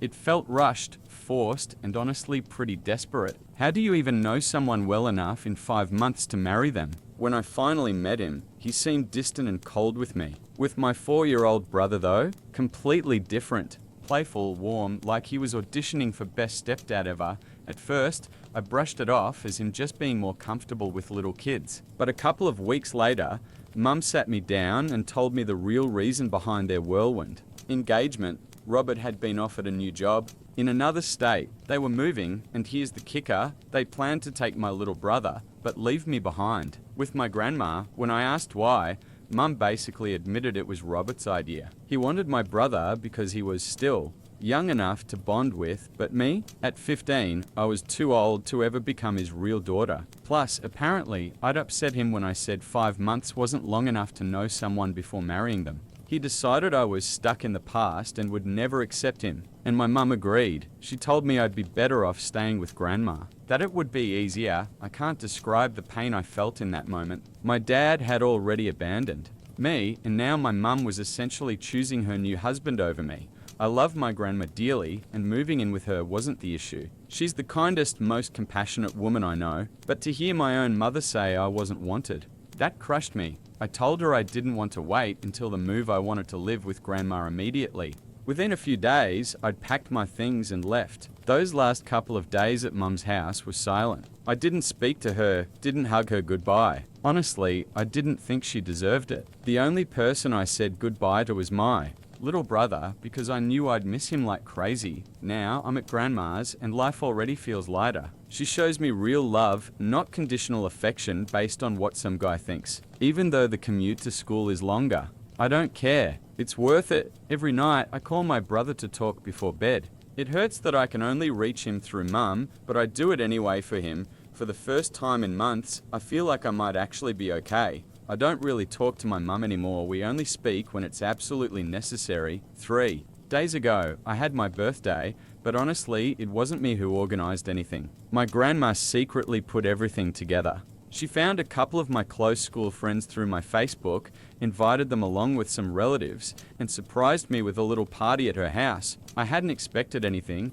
so it lifted my spirits a bit, especially after how down I'd been ever since Mum sent me to live with Grandma, but after we cut the cake, Grandma announced her gift to me and I was completely stunned. She told everyone that for now, her lawyer would act as trustee of her apartment, but the moment I turn 18, full ownership will pass to me. It was the best news I'd gotten in ages. I didn't even think of telling my mum about it. Turns out, someone else did. Yesterday I found out that one of the party guests must have told her. That evening, Mum called me, sounding way too cheerful for someone about to drop a bomb. She said she knew about Grandma's gift and that after talking with Robert, her husband, they decided he wanted to adopt me. But there was a catch. I'd have to convince Grandma to transfer the deed into his name first. She genuinely expected me to be happy about this, as if it meant I could finally join them. I wasn't. I told her straight up that it would never happen and that she didn't need to call me anymore. Then I hung up. A few minutes later, she tried again, and when I didn't pick up, she sent me a long message. The summary?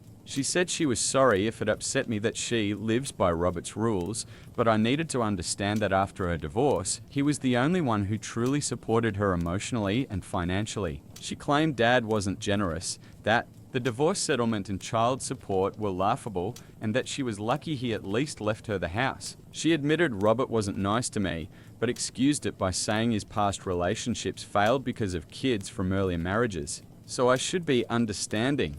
She also said she never abandoned me because she left me with Grandma, who she knew would take good care of me, and that now she'd arranged everything so I could finally come live with them. She ended the message with, "I know you're upset, but I know you love me and I love you. Just text back, I love you." At first, a small part of me felt bad reading it, but the ending made me furious. She wanted me to bend to Robert's demands just like she does. It was selfish, weak, and pathetic. Honestly, it felt like she had completely lost herself. Half an hour later, I texted back that I will never do what Robert wants, and if she wanted to leave with him, she should just leave me here with Grandma like she planned in the first place. I didn't feel like I had anything else to say because her behavior had disappointed me so much. When I told Grandma about it, she was firm. She would never, under any circumstances, sign the deed over to Robert. She barely knows him, doesn't trust him, and believes he'd sell the place right away, leaving me with nothing. Honestly, she's probably right, and I'm glad I stood my ground, but Mum wasn't ready to take no for an answer. This morning, while I was at school, she showed up at Grandma's with my little brother. When I got home, Grandma told me Mum had come to talk face to face about the offer I supposedly ignored. I made it clear I hadn't ignored anything I had already replied and made myself very clear. This is not happening. I want her to stick to her original plan because I'm not about to convince Grandma to sign over her property to Robert. We don't trust him, and I made that perfectly clear. So I honestly don't get why she keeps pretending not to understand. I was harsh and answered in a sharp tone, but can you really blame me? That's when Mum started crying, saying she just wanted to make everyone happy, but no matter what she does, it never works out. I was furious watching her sit in the living room sobbing, because in reality, I'm the one who should have been crying. I'm the one both of my parents walked away from. I told her to stop and said she had twisted everything. She wasn't trying to make everyone happy, she was just trying to make herself happy and expected everyone else to bend over backwards for that. Maybe others were willing to go along with it, but not me. I have my own life, and I wasn't going to ruin it chasing after her and making sure she's okay. That stunned her, and not long after, she left. Later, I realized she had blocked me, and now I feel guilty about what I said. So here's my question. Was I wrong for calling Mum selfish and telling her she only cares about her own happiness?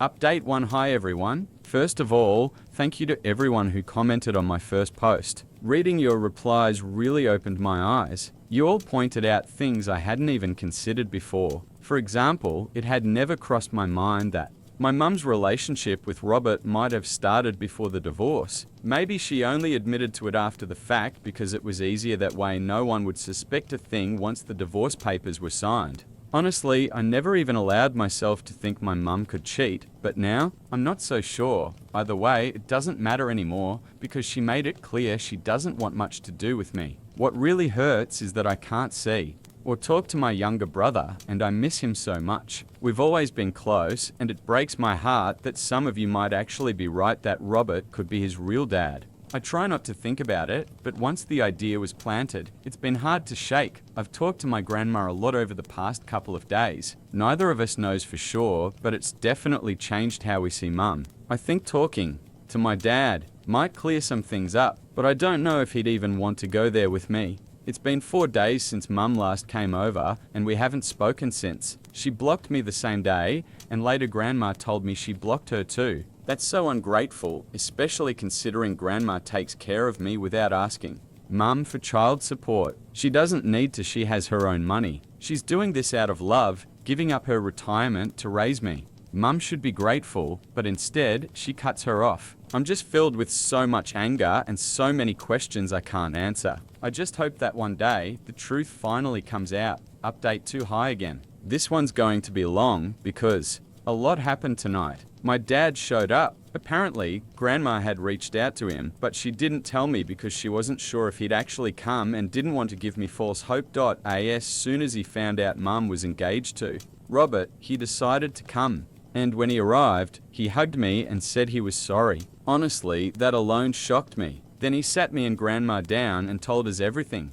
He admitted that he and Mum had been falling out of love for a long time, but they stayed together for me. Neither of them wanted to break the family. Then, about 3 years ago, he started an affair with a co-worker. He said he wanted to confess, but never had the courage. Eventually, Mum found out about it about a year ago, and that's when she filed for divorce. Here's the kicker. Mum told him she'd keep it a secret as long as he stayed away from us. She gave him a whole list of conditions. He had to give her the house outright. She got full custody of me and my brother, though technically he still had visitation rights, but he could only see us if she allowed it. On top of that, she demanded huge child support payments and a large share of the marital property. And he agreed to all of it. The only thing he asked in return was that she never expose his affair to me, because he didn't want me to see him. As a chitter and hate him forever. So far, Mum had kept that secret, but the price was that I had no relationship with him.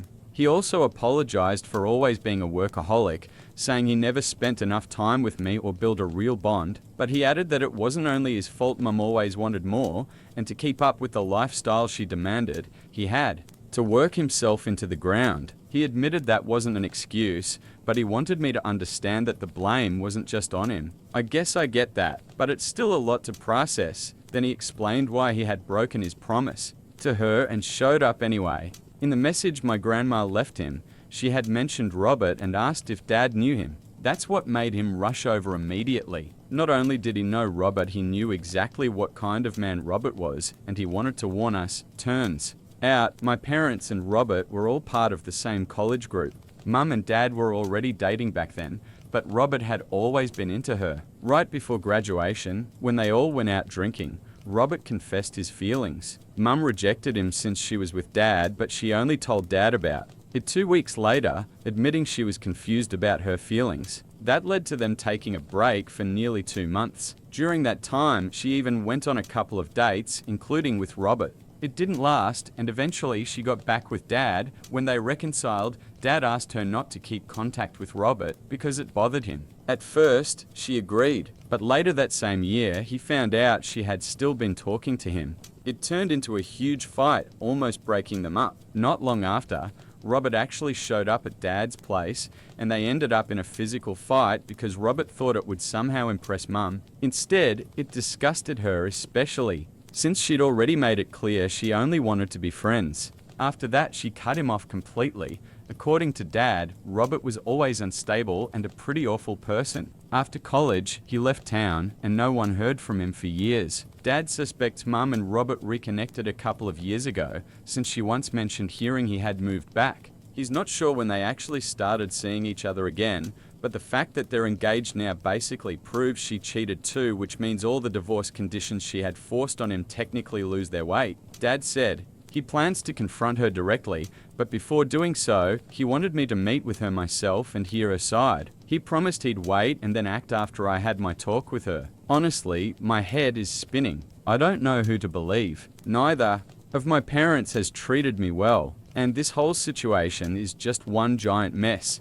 Update 3. I finally talked to Mum. I didn't mention that I had already seen Dad, I just wanted to hear her version without her getting defensive. Since she had blocked me, the only option was to show up unannounced. Dad had come over 3 days ago, and yesterday I finally gathered the courage to face her. She looked shocked when she opened the door, but she did let me in.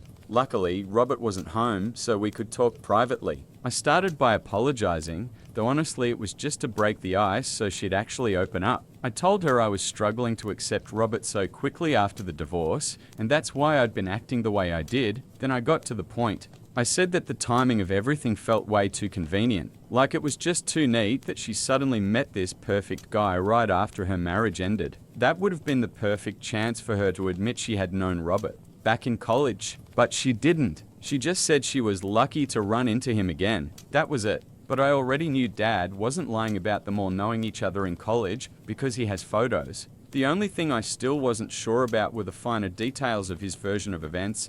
The moment Mum flat out lied to my face about never knowing Robert before, I realized who I should believe. But then she made it even worse for herself. She admitted she had no intention of ever telling me the truth, and the real reason she rushed into an engagement and moving in with Robert was because she wanted to erase everything connected to my dad, to wipe him completely out of her life, and then she went further. She told me about his affair, the very secret Dad had sacrificed everything to keep from me, the one she promised never to reveal. That was the breaking point. I didn't see any reason to keep talking. I just told her we'd see each other again sometime, and I left. As soon as I walked out of the house, I called my dad and told him he could do whatever he needed to do now, because I finally knew the truth. He hadn't lied to me. Mum had. So now she'd finally face the consequences. I'm not saying my dad suddenly became a saint or that all his mistakes are forgiven, but compared to my mum, he's not nearly as awful. Update for high again. A lot has happened since my last post. First, a question that's been eating at everyone, including me, is my brother actually my dad's son? The answer is yes. After Dad confronted Mum, they did a DNA test last month. Thankfully, it confirmed that my brother is his biological child. That gave Dad the confidence to go after full custody. Since I'm 15, I can officially declare that I want to live with Dad, and that will be taken into account legally. That being said, I'm still living with my grandma for now. Even though Dad is trying hard to make things right, there's still a lot between us we need to work through. I feel safest here with Grandma, and I'm not ready to move back in with him yet. Mum, of course, was furious when she realized my visit had been all about finding out the truth about her and Robert. She unblocked me once just to curse me out, then immediately blocked me again. We haven't spoken since .as for Robert. He dumped Mum almost as fast as he got engaged to her. Turns out, the whole time he was stringing her along, he lied about having a job offer. His actual plan was to try to worm his way into his uncle's failing business and live off my mum's money. That's also why he was pushing her to convince me to sign over the apartment Grandma had gifted me. They'd been together for 2 years, and all along he was just playing her. So now Mum's been scammed, dumped, and humiliated. Instead of admitting her mistakes, she goes around whining to her friends about Robert, not realizing they all laugh behind her back. That's actually how Dad found out the truth. Her friends spilled it, and honestly, I'm grateful. Grateful that Mum chose to push me out of her life the moment Robert told her to. It hurt at first, but now I see it was a blessing. So here we are. Dad and I have agreed to try to rebuild our relationship. He's promised to do better and be the kind of father I needed all along. And once he gets full or at least joint custody of my brother, we'll try to piece together some version of a family again. I don't know if we'll ever be a normal family, whatever that even means anymore, but maybe we can at least be a happy one. And for now, that's enough for me. I let my sister-in-law throw her baby shower at my house, but then she tried to kick me out of my own home during the party just to impress one of her wealthy friends. I told her husband what happened, and that ended up leading to their divorce. Now she's raising the baby alone. I'm 32, married for 3 years. My husband 35, and I have been together for 5 years, but he's currently working out of town, so we're basically in a long-distance situation. He comes home every other weekend. We recently bought a beautiful new house right next to my parents' place, so it's convenient for all of us. It's pretty big for just me, but I love the space. At our housewarming, everyone complimented it, especially my sister-in-law, Carrie 32. She couldn't stop gushing about it. Carrie and I aren't super close, but we've always gotten along. A couple weeks ago, she asked if she could have her baby shower at my house. I agreed without hesitation. She was pregnant. I didn't want to be rude, and honestly, I thought it might be nice to socialize a bit since I spend a lot of time alone. She said she didn't want to waste money renting a venue when I had such a perfect home for it. Her own house is fine, but smaller and not as impressive. I took her compliments at face value and agreed. For 2 weeks, she came over almost every day to plan things. I even took a day off work to help her. I work in finance, definitely not in event planning, but she kept treating me like her personal party coordinator. Still, I didn't mind because I thought this would bring us closer. I was wrong. On the day of the shower, I spent hours helping the decorator set everything up. Carrie arrived early, thanked me, acted totally normal. Then, 15 minutes before guests were supposed to arrive, she looked at me and asked, "So, where are you planning to spend the next couple of hours?" I was stunned. At first, I thought she was joking. I mean, it's my house. I was dressed for the event, had bought her a gift, and had been involved in planning everything. I asked if she was serious, and she calmly explained that I wasn't on the guest list. Apparently, she'd never intended for me to be there. She claimed she thought I was just helping out, like some kind of hired planner. She told me the shower was for close family and friends only, and that unfortunately, I didn't make the cut. She even asked me to leave before her guests arrived so I wouldn't cause a scene. I was furious, humiliated, and honestly heartbroken. I stormed outside to call my husband, but he was busy at work and couldn't pick up. I couldn't hold it in anymore. I decided to call Carrie's husband, Jim, 33.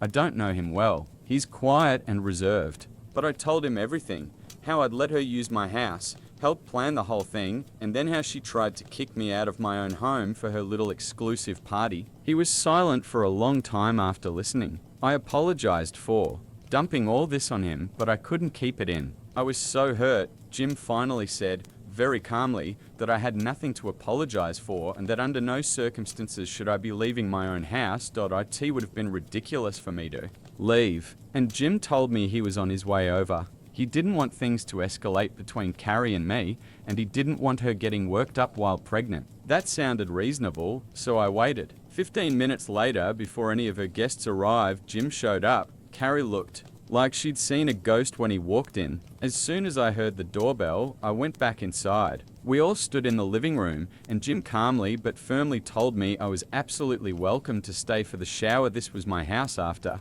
all. Carrie tried to argue, but he gave her a sharp look and she went silent. She spent the whole evening glaring at me like she wanted me to vanish. I kept my cool and carried myself with dignity, but I quietly decided right then I was done with her. I even thought about cancelling the whole event out of spite, but I'd put too much time and effort into helping set it up. So I endured the evening and promised myself I'd never deal with Carrie again. After the shower ended, Jim apologized again for her behavior. Carrie didn't even look at me. He actually apologized for that too, saying she had no right to treat me that way. She was clearly bitter and thought I had forced myself into her special day, which was honestly insulting given it was happening under my own roof. Later that night, I told my husband everything. He was furious and wanted to call his sister immediately, but I asked him not to, at least not that night. I just wanted peace, but peace didn't last. The very next morning, my in-laws called me, fuming. Apparently, when Carrie and Jim got home, they had a huge blowout fight because Jim knew what she'd done to me. Now Jim had packed up and said he was done. He stopped speaking to Carrie entirely and even cut off communication with my in-laws. That shocked everyone, since Jim had always been close to her family. Their parents had even been old family friends. But suddenly, his side of the family blocked Carrie's parents everywhere: social media, phone, everything. And yet, somehow, this was all my fault. According to Carrie and my in-laws, if I had just kept quiet and gone along with her plan, none of this would have happened. They actually blamed me for ruining her marriage. I couldn't believe what I was hearing. Carrie humiliated me in my own house, and I was the one being painted as the villain. I lost it. I told them straight up, I am not taking the blame for any of this. Carrie behaved horribly. I generously allowed her to host an event at my home for free, and in return, she tried to humiliate me by kicking me out of my own house, all because she didn't think I was close enough family. Excuse me, I'm literally her brother's wife. I reminded them that if my husband had been home, Carrie never would have dared to treat me that way. And I don't regret telling Jim the truth. He was the only reasonable adult in this mess. If he decided enough was enough and chose to walk away from his marriage, I trust his judgment. That's his choice, and it's not on me. But my in-laws won't stop harassing me. They keep saying I've ruined a family and that Carrie's baby will grow up without a father because of me. Honestly, that's just emotional blackmail. I'm close to blocking them completely. But the only reason I haven't is because sometimes their words do get in my head. They make me doubt myself, even though I know deep down I didn't do anything wrong. My husband, thankfully, is fully on my side. He told me I did nothing wrong, and he'll be the one to explain to his parents that Carrie caused this, not me. He says they should be supporting her instead of attacking me. But I'm just exhausted. I don't feel guilty at all, but they won't leave me alone, and all I want is for this drama to finally be over. Honestly, I still don't even understand why it mattered so much to Carrie that I wasn't at her baby shower. It never made sense to me. So, was I really wrong for telling her husband the truth about how badly she treated me? You can make up your own minds, but personally, I think I did the right thing. I don't see any reason why I should be the scapegoat here. Yes, it's tragic if their baby ends up growing up without a father, but if they couldn't fix their marriage anyway, that outcome was inevitable sooner or later. And let's be real, Carrie had zero interest in resolving things. If she had been willing to apologize, maybe there would have been a chance to work things out. Instead, she doubled down and pushed all the blame on me. That's just insane. Update 1 high again. It's been almost a week since the baby shower, and Carrie and Jim are officially getting divorced. This isn't speculation, Jim already announced it on his socials. I didn't think things would unravel this quickly, but apparently he's already filed and the process has started. He moved back in with his parents, and they've been living apart ever since.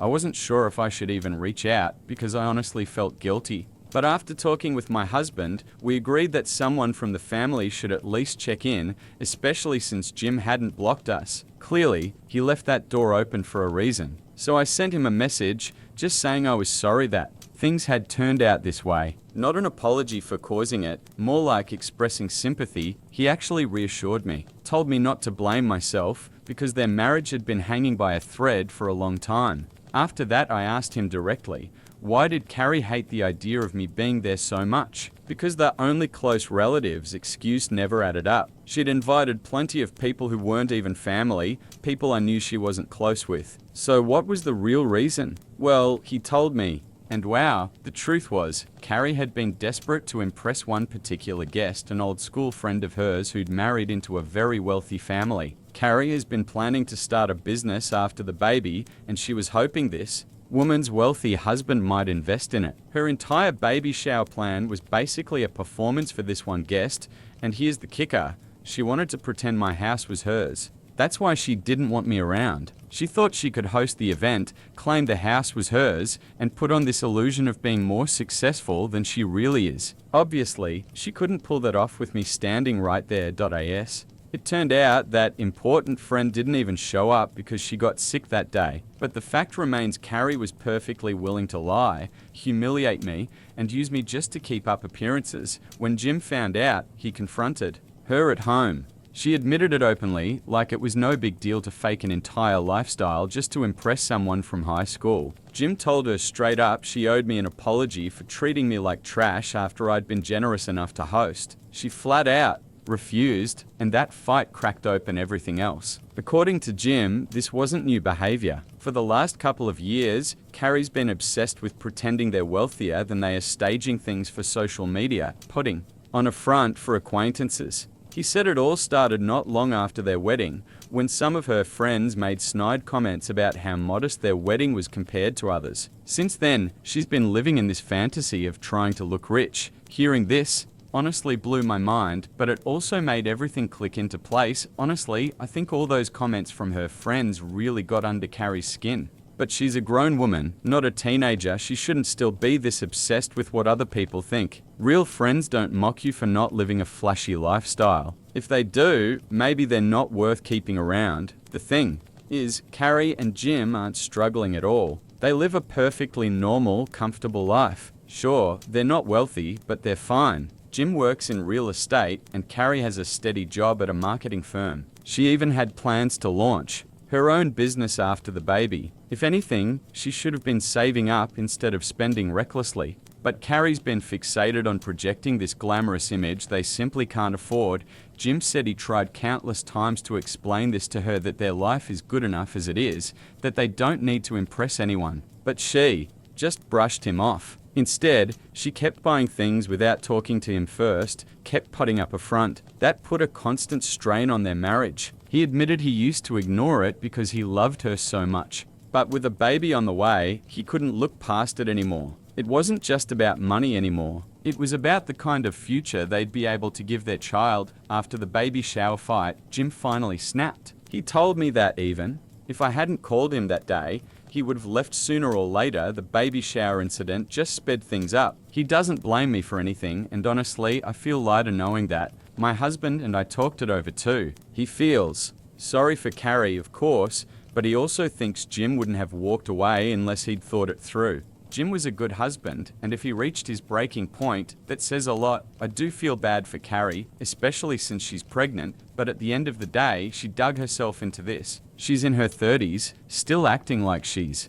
in high school, still letting shallow people dictate how she feels about her own life. She needs therapy more than she needs new designer bags. I honestly hope they figure something out, if only for their baby's sake, because growing up in a broken home is tough. For now, though, I'm stepping back. I've decided to block Carrie and my in-laws for the time being, not out of spite, but because I don't see anything good coming from staying involved. My husband agrees. We'll give them space and focus on our own lives. Update to so, my husband just got back a couple of hours ago and he filled me in. He's been in touch with Jim these past few days, and apparently Jim is open to giving their marriage another shot, but only if Carrie is willing to apologize and agree to go to therapy.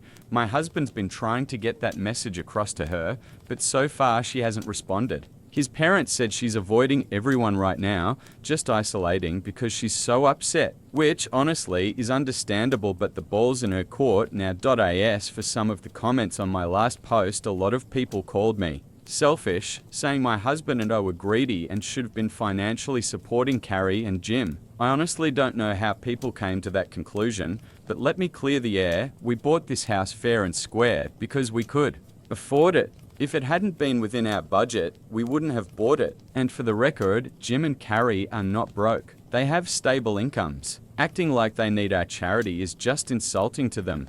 Also, my husband and I are in a very similar financial situation to Jim and Carrie, so I don't understand why they'd need our help or why anyone would think they do. It's a bit odd, but since some of you brought it up, I wanted to clarify. Some people didn't like that I said I hope they reconcile and stay together, claiming Jim deserves better. Maybe he does, but ultimately it's his choice. I don't get why so many people feel the need to pour hate here, call me names, or call Jim a pushover without even knowing him. They love each other despite all their problems, and they're having a child together. That's a big deal. They can't just walk away from each other and move on, given the circumstances. So yes, I wanted and still want things to work out for them. That's all I wanted to say for now. Update 3. Hi everyone. It's been almost 3 weeks since my last post. I just wanted to share that Jim and Carrie have decided to reconcile and try to work things out. I'm really happy for them, even though Carrie and I still aren't talking. I found out from my husband that they've agreed to attend family therapy for a couple of months to see how things go.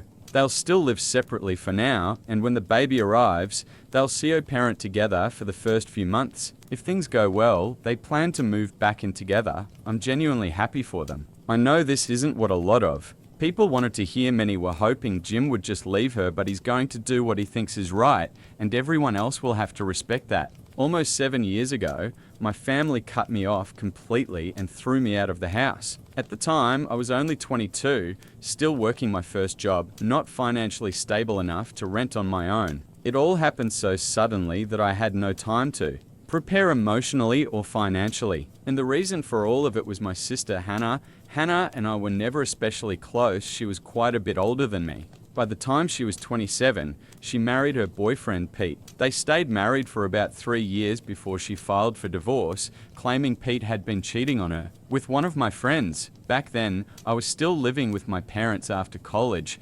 saving money before moving out. Everything at home was fine until Hannah came back one night in tears, declaring she'd discovered Pete's betrayal. According to her, he had been having an affair for 6 months and somehow it was my fault. The reason? I had introduced Pete to my friend Emily. She had been struggling to gain weight, and since Pete was a certified nutritionist, he offered to help her out. That was it. Hannah twisted that into a story that Emily was the woman Pete cheated with. I was stunned. Emily and I weren't super close, but I knew her well enough to believe she would never get involved with a married man. And Pete, if anything, he always seemed hopelessly devoted to Hannah. He talked about her constantly, and not once in those 3 years did I see anything suspicious. But none of my doubts mattered. My parents instantly sided with Hannah. They didn't ask for evidence, didn't question anything, they just took her word for it.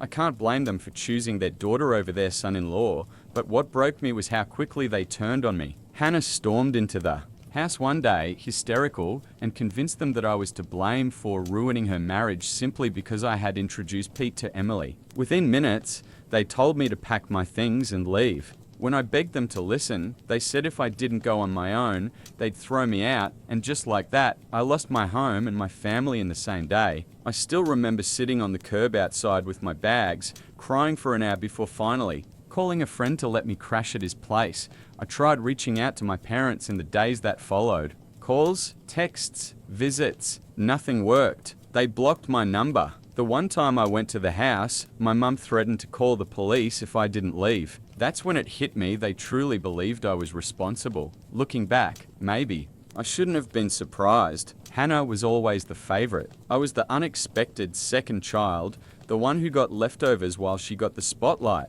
As kids, it didn't matter much to me, but I never thought that favoritism would destroy my place in the family entirely.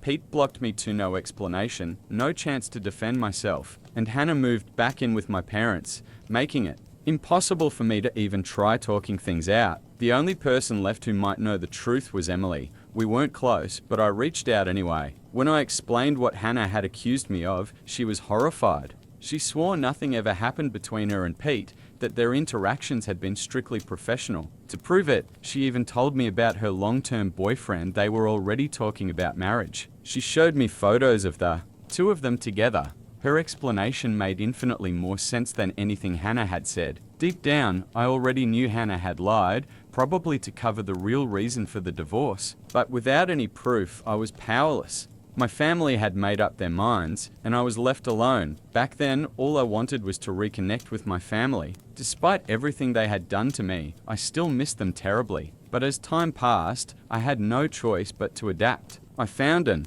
apartment, poured myself into work, and tried to build a life. Bills had to be paid, and keeping myself busy was the only way I knew how to cope. It wasn't easy. The pain was overwhelming, but slowly I taught myself to move forward with or without their support. Years went by and life began to change for the better. I moved out of that tiny apartment into something much nicer, built a stable career. And just last week I proposed to the woman I've been dating for 2 years. She said yes, but the real turning point came shortly after my engagement. A few days after my fiancée Lisa posted our engagement photos on Instagram and cross-shared them to Facebook, I got an email. Not just any email, but the email that finally explained everything that had happened years ago, complete with proof. It turned out that Lisa, who works as a doctor, had once met Pete, my former brother-in-law, at a medical seminar. They had stayed loosely connected on Facebook. That's how he stumbled across our engagement post. For the first time in years, I was glad the world was so small. Instead of messaging me directly, Pete chose to send an anonymous email. Later, he explained it was because he didn't want to seem awkward. After all, years had passed since the divorce, and he had no desire to look like someone still clinging to the past. He also admitted that since he'd blocked me back then, it felt strange to just pop back up in my life, but what mattered was the content. The email laid out the full truth behind the divorce, and it completely shattered the story Hannah had built. It was Hannah who had been unfaithful, not Pete. And worse, she had cheated with my friend Frank. At the time, Frank worked as a cashier at the local grocery store. Never in a million years would I have suspected anything between them. They'd been so careful to hide it. But Pete eventually found out. When confronted, Hannah tried to twist the situation, telling Pete that it was my fault. She claimed I had introduced her to Frank, even encouraging their connection by mentioning his interest in music since she was a decent singer herself. From there, she said, things just happened. To cover her tracks, she even insisted I had helped them hide the affair all along, which was, of course, a blatant lie. Pete admitted he was furious when he found out. Instead of thinking clearly, he blocked everyone in my family, me included. Looking back, he knows it was the wrong move, but at the time, anger clouded everything. The email itself included screenshots of conversations between Hannah and Frank, messages where they openly confessed their love, joked about how easy it was to fool Pete, and arranged secret meetups. Hannah had even signed off using her rarely mentioned middle name, something only a few people knew. There was no denying it. Reading those messages was surreal. For the first time in years, I had undeniable proof Hannah had lied about everything. I eventually confronted Pete in person after realizing he was in Lisa's Facebook friends list. He admitted that Emily, my friend who'd originally been accused, had told him her side years ago. He just never told me because he didn't want to stir things up again. He regretted it now because if he had spoken up earlier, I could have cleared my name long ago. Still, he was willing to help me now. Pete and I agreed that Hannah's lies had destroyed enough lives, and neither of us wanted her manipulations to stand unchallenged any longer. The truth was clear. Hannah had weaponized her family's trust to protect herself, even if it meant sacrificing me. She dragged my name through the mud, convinced my parents to disown me, all to keep her own reputation intact while she pursued her affair, and for the first time in years, I had the evidence to finally set the record straight. I'm certain my sister never once tried to tell our parents the truth. Instead, she kept feeding them lies during the divorce, and they swallowed every word without hesitation. She knew that if our parents ever discovered she was the one who cheated, she'd be in serious trouble, and she just couldn't allow that. Well, now the truth is finally out, and I'm going to use it to destroy her life the same way she destroyed mine all those years ago.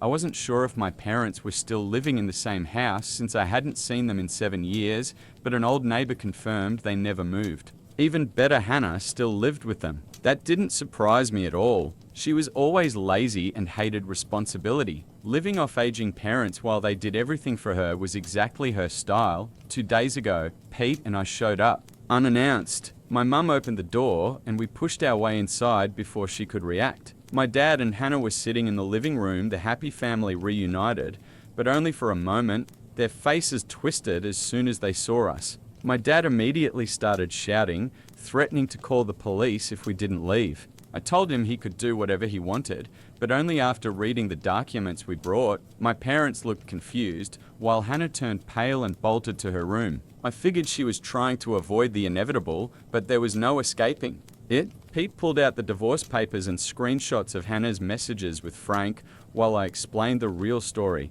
Pete also revealed how Hannah had been forced to give up our grandmother's diamond heirloom ring to settle the divorce, since her teacher's salary couldn't cover the payout. My parents were stunned. We sat there watching as the drama unfolded. My dad demanded answers from Hannah, but when she tried lying yet again, even with the evidence right in front of her, he'd had enough. He packed her belongings, shoved them into a bag, and kicked her out of the house on the spot. I didn't need to be told twice. Pete and I walked out together, leaving Hannah begging our parents to let her back in exactly the way I had once begged them years ago. It was the sweetest revenge. I felt nothing but satisfaction. A couple days later, Hannah showed up at my place, demanding I fix things with our parents. I don't even know how she found my address, but I told her point blank that I owed her nothing. She ruined my life, and I simply returned the favor. We were even now. Apparently, she has no pride left, because the moment I said that, she broke down sobbing, calling me a monster. I honestly didn't care. I put on my headphones, turned up the music, and let Lisa keep working peacefully in her office. Eventually, Hannah left, but not before scrawling a message on my door with a marker, reminding me that I'm a vengeful monster. To be honest, I don't feel bad about what I did. I don't think I'm the villain here. I didn't lie or scheme like she did. I just exposed the truth.so. Am I really the bad guy for ruining my sister's life and getting her kicked out of our parents' home 7 years after she blamed me for her divorce? Drop your thoughts in the comments. Update 1: Hannah didn't stop bothering me. Even after a week, she kept calling non-stop 14 times in one day. I finally threatened to involve the police, and that made her back off at least for now. I have no idea how she keeps getting my number after I block her, but apparently she has her friends add me into group calls from different numbers. She's tried to guilt trip me, saying her teacher's salary isn't enough to live on. But no, that's not the real issue. What she really hates is finally having to pay rent, utilities, and groceries herself. And honestly, that's not my problem.as for my parents. They aren't much better. They found me on Facebook after seeing Lisa's engagement post. Now they're suddenly interested in being part of my life again. They even hinted that. They expect to be invited to my wedding. They still haven't apologized, but somehow think they deserve to show up on one of the most important days of my life. Lisa and I laughed reading their messages because they were so delusional it almost seemed like a bad joke, but in truth, the whole thing is more sad than funny. Update 2: Hannah showed up at my house again, even after I threatened to report her for harassment yesterday. I was getting ready to leave for work, but she stopped me by flopping onto the hood of my car, refusing to move until I spoke with her. It was incredibly annoying, and this time I actually called the police. They took her away while she screamed and cried, trying to paint me as the bad guy. Unfortunately for her, nobody bought it. It took some time to file the official report against her, but as soon as I did, I rushed to work so this incident wouldn't ruin my day. I figured my parents would bail her out since she's their favorite, and I was right. They sent her home and then followed up with a long message telling me I had been too harsh and unfair to them over a mistake they supposedly made almost 10 years ago. It was laughable. Nothing my sister and parents did to me back then could ever be called merciful or fair. No mercy stopped them from literally throwing me out of the house with nowhere to go. So now, I see no reason to offer forgiveness or kindness. I messaged my parents saying that after all these years, they had lost any right to tell me what I can or cannot do, and that they should stop deluding themselves. I haven't blocked them yet, had to check the message first, but I will. Soon, hopefully. Then I can finally cut that whole family out of my life for good. Update 3: I just got home from work, checked my socials, and saw that my parents sent me another long message. Lisa and I read it together, and I swear it was the funniest thing I've ever seen. These poor people don't realize that nothing they say or do now can hurt me. I just laughed at how pathetic they are. They still think we're a family and announced they'd taken Hannah back, claiming both of their children deserve a second chance, as if I was ever in the wrong. They expected Lisa and me to visit them for dinner before my wedding to civilly resolve our differences. Too bold of them to assume I'd ever want them anywhere near my wedding. We laughed at their absurd message, and I responded that I had zero interest in any invitations from them. I'm perfectly happy living my life without them, just like I have for the last 7 years. They made it clear long ago that I'm better off without them. I'm grateful it took me so long to realize that. I no longer need them or their so-called forgiveness. They can continue playing happy family with Hannah all they want. I don't care. After sending that last message, I blocked them permanently. That's it. I'm done. I'm sure they'll try to contact me again somehow, but it doesn't matter. Lisa is the only family I need, and I'm happier than I've ever been with just her. My parents and sister never could see past their own noses, and I doubt they ever will. Next time they try to reach out, they'll be talking to my lawyer. My mum and unemployed sister are trying to take 80% of my father's inheritance. They nearly ruined his business's reputation and now accuse me of embezzlement. I'm 32, and this has been one of the hardest weeks of my life. My dad suddenly passed away from a heart attack, and on top of grieving, I'm forced to deal with ugly family drama. Never in a million years did I think I'd face something like this at my age, but here we are. My parents divorced when I was 15, and it was brutal. My mum cheated on my dad with his best friend, which tore our family apart. My younger sister, Emmy, she's 28 now, sided with mum. I chose to live with dad, and things were never the same between us again. Dad was a self-made businessman. He started with a tiny electronics repair shop in our garage when I was a kid. I still remember spending weekends helping him sort parts and study circuit diagrams. Over the years, he grew that little shop into a chain of stores across the state. His story always inspired me. He worked relentlessly and achieved everything through grit and perseverance. After the divorce, he buried himself even more in work. I think it was his way of coping with the betrayal. Many nights I'd wake up and find him hunched over spreadsheets at AM, planning new strategies. Despite the long hours, he always made time for me. We had breakfast together every morning, and he never missed a single school event. Eventually, he He remarried a wonderful woman named Susan. She never tried to replace my mum, but she was kind, supportive, and a true partner for my dad. They traveled, volunteered, and seemed genuinely happy together. It made me feel good to see him smiling again. Meanwhile, Mum's life went downhill. Her fling with Dad's ex-best friend didn't last, and since then she's been struggling financially. She always claimed Dad cheated her in the divorce, but from what I know, the settlement was fair. He even let her keep the family home, which she later had to sell because of her own poor money management. Over the years, she bounced from one job to another: real estate, retail, catering. Every time she started with enthusiasm but gave up as soon as things got difficult. Emmy followed the same path, dropped out of college, hopped from job to job, talked about big dreams but never saw them through. She leaned on Mum financially and emotionally, and together they lived in this strange bubble of resentment against my dad. Yesterday we held Dad's funeral. It was heartbreaking, but also overwhelming to see how many people came to pay their respects. The church was packed with colleagues, employees, and people from the community who admired him. I gave the eulogy, sharing stories about his kindness, work ethic, and the lessons he taught me about honesty, resilience, and helping others. Speaking through the tears was hard, but I wanted to honor him properly. What stunned me was that Mum and Emmy showed up. They hadn't spoken to Dad in years. They sat in the very back, whispering to each other. At first, I was glad they came, but later, I overheard them talking, and what I heard made me sick. Mum said, "Now's our chance to finally get what we deserve." Emmy nodded, saying they should fight for at least 80% of the inheritance. Their plan? Challenge the will, claim Dad wasn't of sound mind, and argue that Mum supported him for years while he built the business. I couldn't believe it. We were literally standing in the church at his funeral, and they were already plotting to grab his money. Dad always taught me to work for what you earn,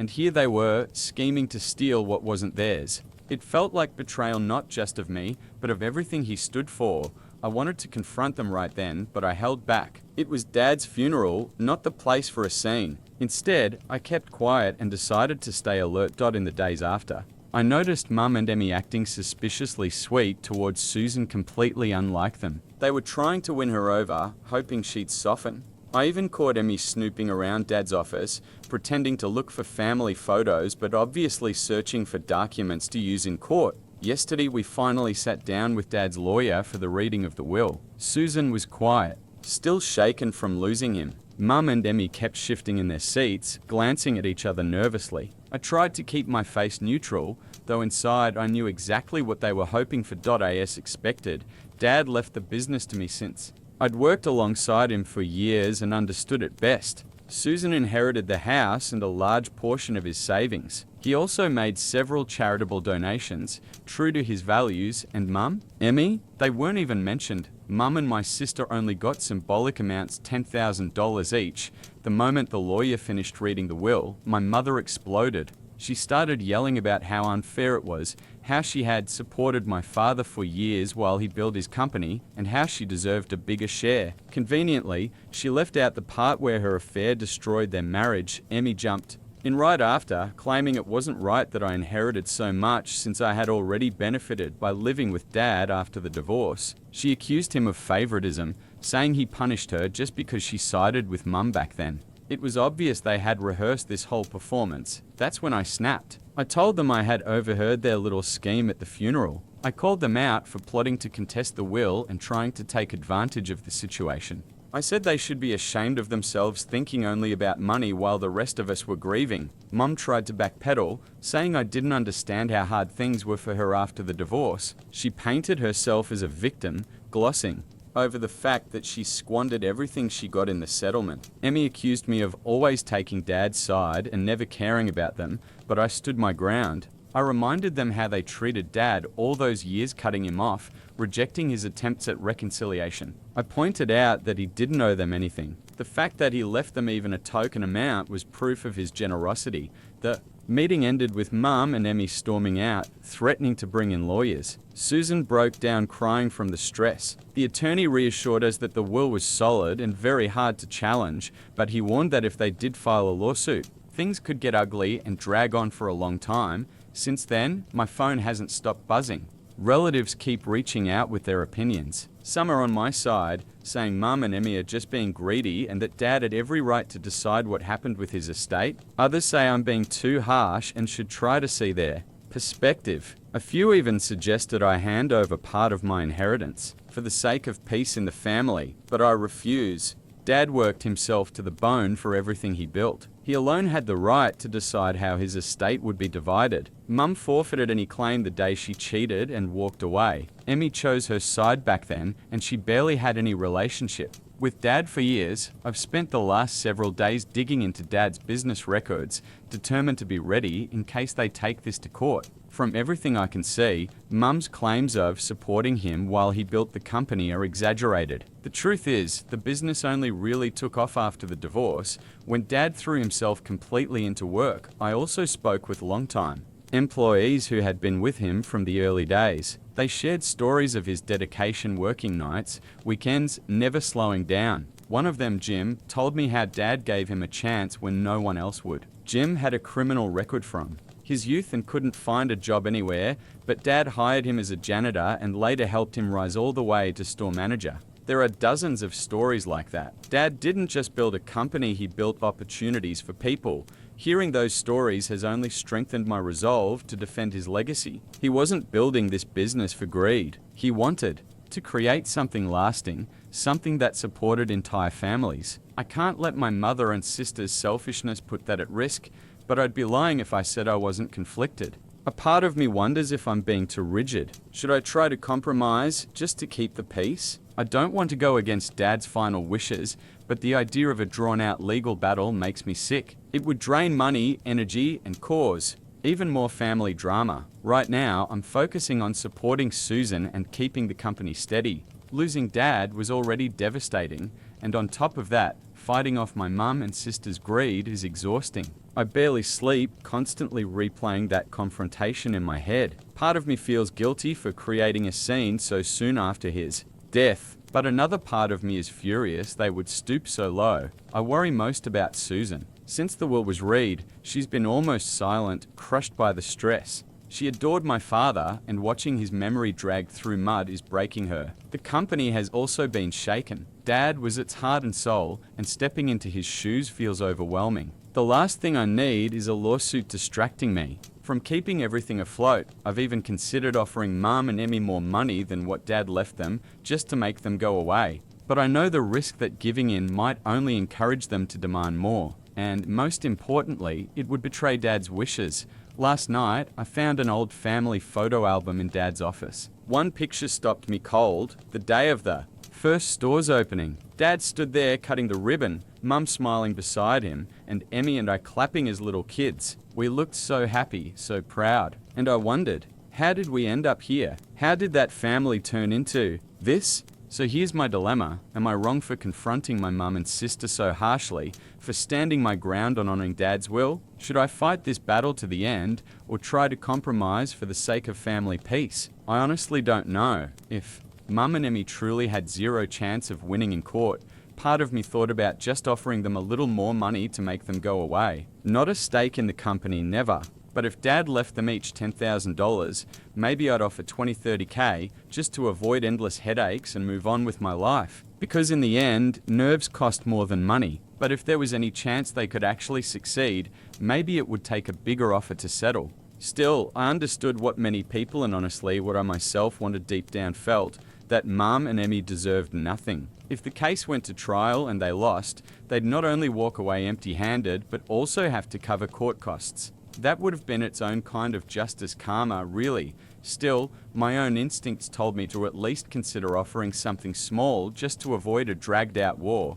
Update 1: it's been about a month since my last post. Unfortunately, I don't have good news. Things with Mum and Emmy spiraled way beyond anything I could have imagined. At this point, it feels like I'm living inside some ridiculous soap opera. Except it's my actual life, and there's no dramatic background music to warn me before everything collapses. First, I want to thank everyone who commented on my first post. Your advice and support were a lifeline. To those who told me to stand firm, thank you. Your words helped me stay grounded. And to those who suggested compromise, I truly appreciate that perspective too. I even tried, but more on that later.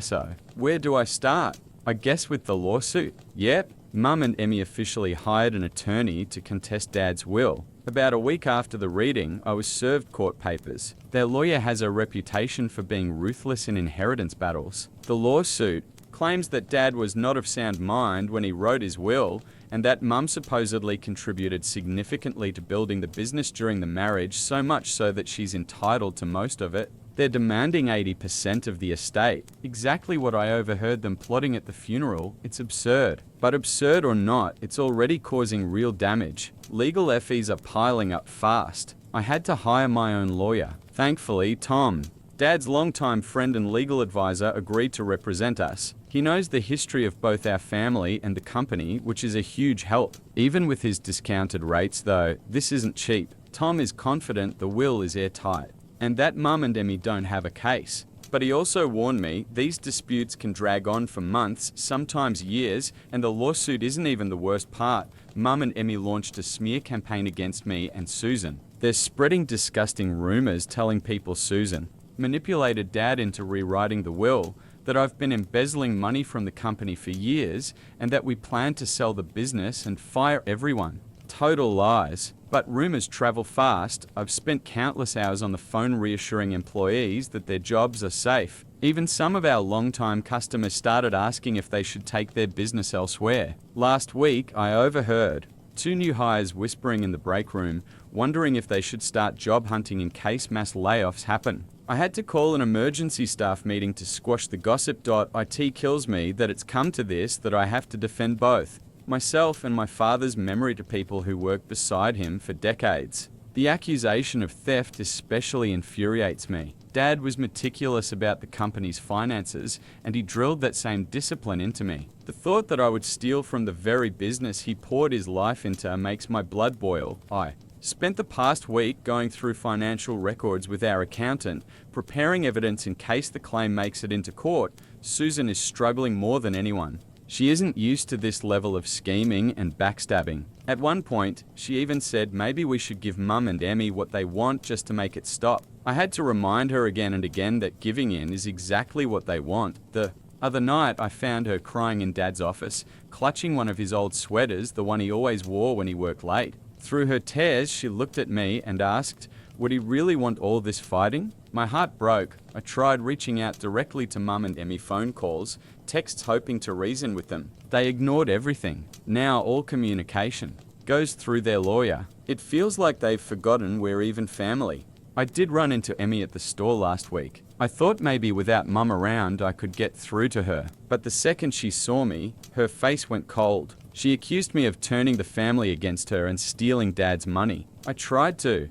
remind her how they treated him after the divorce, but she just smirked and said, "You were always Dad's golden boy." Then she walked away. It was like talking to a stranger, not the sister I grew up with. Meanwhile, the rest of the family is splitting apart. Some of my aunts and uncles are furious at Mum and Emmy and fully on my side. Others think I'm being too harsh and should just give them more money for the sake of peace. My cousin Jack even yelled at me during a family dinner, saying my stubbornness is what's tearing us apart. I left early just to avoid making a scene. That dinner was supposed to be a chance for us all to come together, remember Dad, and support each other. Instead, it turned into a battlefield. My Aunt Sarah, Mum's sister, even threw little digs about how some people forget where they come from once they get a little money. This is my life now. A nightmare I can't wake up from. Update. #2 that dinner with the family ended in total chaos. My uncle Pietar, Dad's brother, fired back at my cousin Jack, saying some people never learn to value hard work.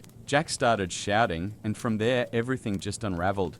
Meanwhile, I've been throwing myself into the business, trying to keep it afloat no matter what. Dad built this company from the ground up, and I'll be damned if I let it fall apart on my watch. Thankfully, most of the employees have been amazing. Many of them have known me since I was a kid, and they keep sharing stories about Dad that helped me push through. One moment that hit me especially hard, Jim the guy Dad once gave a second chance to. I mentioned him before came into my office the other day carrying a stack of old photographs. They were from years of company events, picnics, Christmas parties, store openings. And in every single picture, there was Dad, sleeves rolled up, working right alongside everyone else. Jim looked at me and said, "This is who your father was. This is what you're fighting for. I can't even put into words how much that meant, but the toll is real. I barely sleep. I've lost weight. Friends keep telling me I look awful. My schedule is nothing but lawyers, paperwork, and damage. Control. Sometimes I catch my reflection in the mirror and hardly recognize the exhausted, hollow-eyed man staring back. For a split second, I wonder if it's worth it. The worst part is the doubt. I keep asking myself, am I making the right choice? Would it be easier to just pay them off so this nightmare ends? But then I remember the look on Dad's face when he told me he was leaving the business to me. I can't betray that trust. I won't. Tom, our lawyer, reminds me constantly, this is a marathon, not a sprint. He says lawsuits like this can drag on for years. So I've started documenting everything, every nasty rumor, every ignored call, every attempt I've made to reach out. We're also gathering testimony from long-time employees about Dad's work ethic and how the business grew after the divorce. To counter Mum's ridiculous claims that she helped build it. At the same time, I've realized I need to fight not just in court, but also in the court of public opinion. I'm planning a company-wide meeting to directly address the rumors and reassure everyone that their jobs are safe. I also intend to personally call some of our biggest clients to maintain their trust. Susan and I are even working on starting a scholarship fund in Dad's name for local kids who want to study business or electronics. We figured it's not only a way to honor his memory, but also to show the community that, like him, we believe in giving back. The response so far has been incredible. Even my old high school principal suggested we award the first scholarship at this year's graduation ceremony. It's a small light in a very dark time. As for Mum and Emmy, I've stopped trying to reason with them. If they want to communicate, it'll be through lawyers. It hurts to imagine what Dad would think, seeing his family torn apart like this. I wish I could tell you they came to their senses, that we patched things up and became one big happy family again. But that's not reality. The truth is messy, painful, and full of disappointment for those who told me in my first post to seek compromise. I want you to know I really did try. I offered them a trust fund larger than the $10,000 Dad had originally left, but nowhere near the insane 80% they demanded. They flat out rejected it. Their counteroffer, if you can even call it, that was that they dropped the lawsuit. If I gave them 70% of the inheritance and walked away from the company entirely. When Tom told me that, I almost laughed. It's so detached from reality, it made me wonder if we even live in the same world anymore. So here I am, preparing for a long, ugly legal war with my own mother and sister. Definitely not what I expected when we buried Dad just months ago. But this is the path, and I'm walking it. What weighs on me the most is knowing that no matter how this ends, our family will never be the same. Even if by some miracle Mum and Emmy dropped everything tomorrow, too much has been said. Too many lines have been crossed. Trust is gone. Love. I don't even know if it was ever there from their side, but I'm not fighting alone. Susan has been my rock through all of this. She misses Dad, she hates the rumors, she feels the weight of the lawsuit, but she's still here, reminding me what we're fighting for whenever I start to doubt. And beyond her, I've got Dad's old friends, employees who feel more like family than blood ever did, and loyal clients reaching out to show support. Maybe that's what Dad was trying to teach me all along, that family isn't just blood. Family is the people who stand beside you, share your values, and help you be the best version of yourself. I'll write another update when I have news. In the meantime, if anyone has advice on surviving baseless lawsuits or pushing back against smear campaigns, I'm all ears. And thank you again truly for all the support. It means more than you know. Hopefully, the next update will bring better news. Final update, what a year it's been. I kept putting off writing this last update partly because life stayed hectic, but mostly because I wanted to be absolutely sure everything was over before sharing it with you. Now it is, and I promised to keep you in the loop. So here we go. Let's start with the lawsuit. After months of legal battles and mountains of paperwork, we finally had our day in court. It was exhausting beyond words. Mum and Emmy's lawyer pulled out every trick he had, painting Mum as the long-suffering wife who sacrificed everything for Dad's business only to be cruelly cast aside. He even brought in so-called experts to testify about the emotional labor of a spouse being the foundation of a company's success. Theatrics were off the charts. He had Mum take the stand, telling stories about lonely nights while Dad was at the office conveniently leaving out her affair with his best friend. But Tom, our lawyer, was ready. He presented proof of Dad's Endless hours of work, employee testimonies about how the company really grew after the divorce, and financial records showing Mum had already received a fair settlement back then. He also didn't let her gloss over the affair.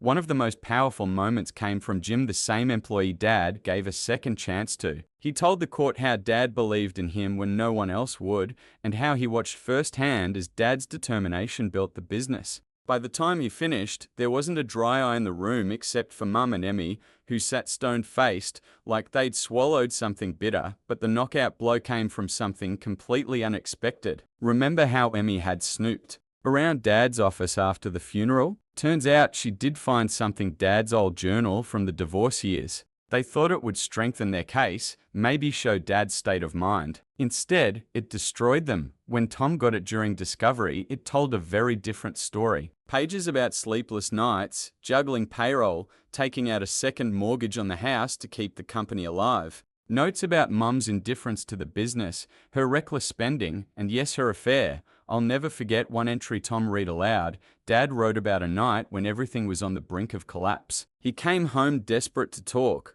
money, only to find Mum out partying, having spent hundreds on a new outfit. He described how alone he felt, how close he was to giving up. But then he wrote about quietly checking on me while I slept, and that moment gave him the strength to keep going. For my son, he wrote, I will build a legacy he can be proud of. Hearing those words in court nearly broke me. But they also reminded me why I was fighting. After that, things moved quickly. The judge ruled in our favor, threw out their case, and ordered Mum and Emmy to cover our legal fees. On paper, it was a total victory. But it didn't feel like joy, just relief, and a heavy sadness that it ever came to this, and that wasn't the end. Remember the smear campaign they'd been running? It backfired. Some of the nastier rumors, like embezzlement and claims that we planned to sell the company, were legally deemed defamatory. We didn't sue, but the threat alone forced them to issue a public retraction. Watching them admit they'd spread lies was surreal. They looked small, defeated, nothing like the bold, angry women who started all of this. Part of me pitied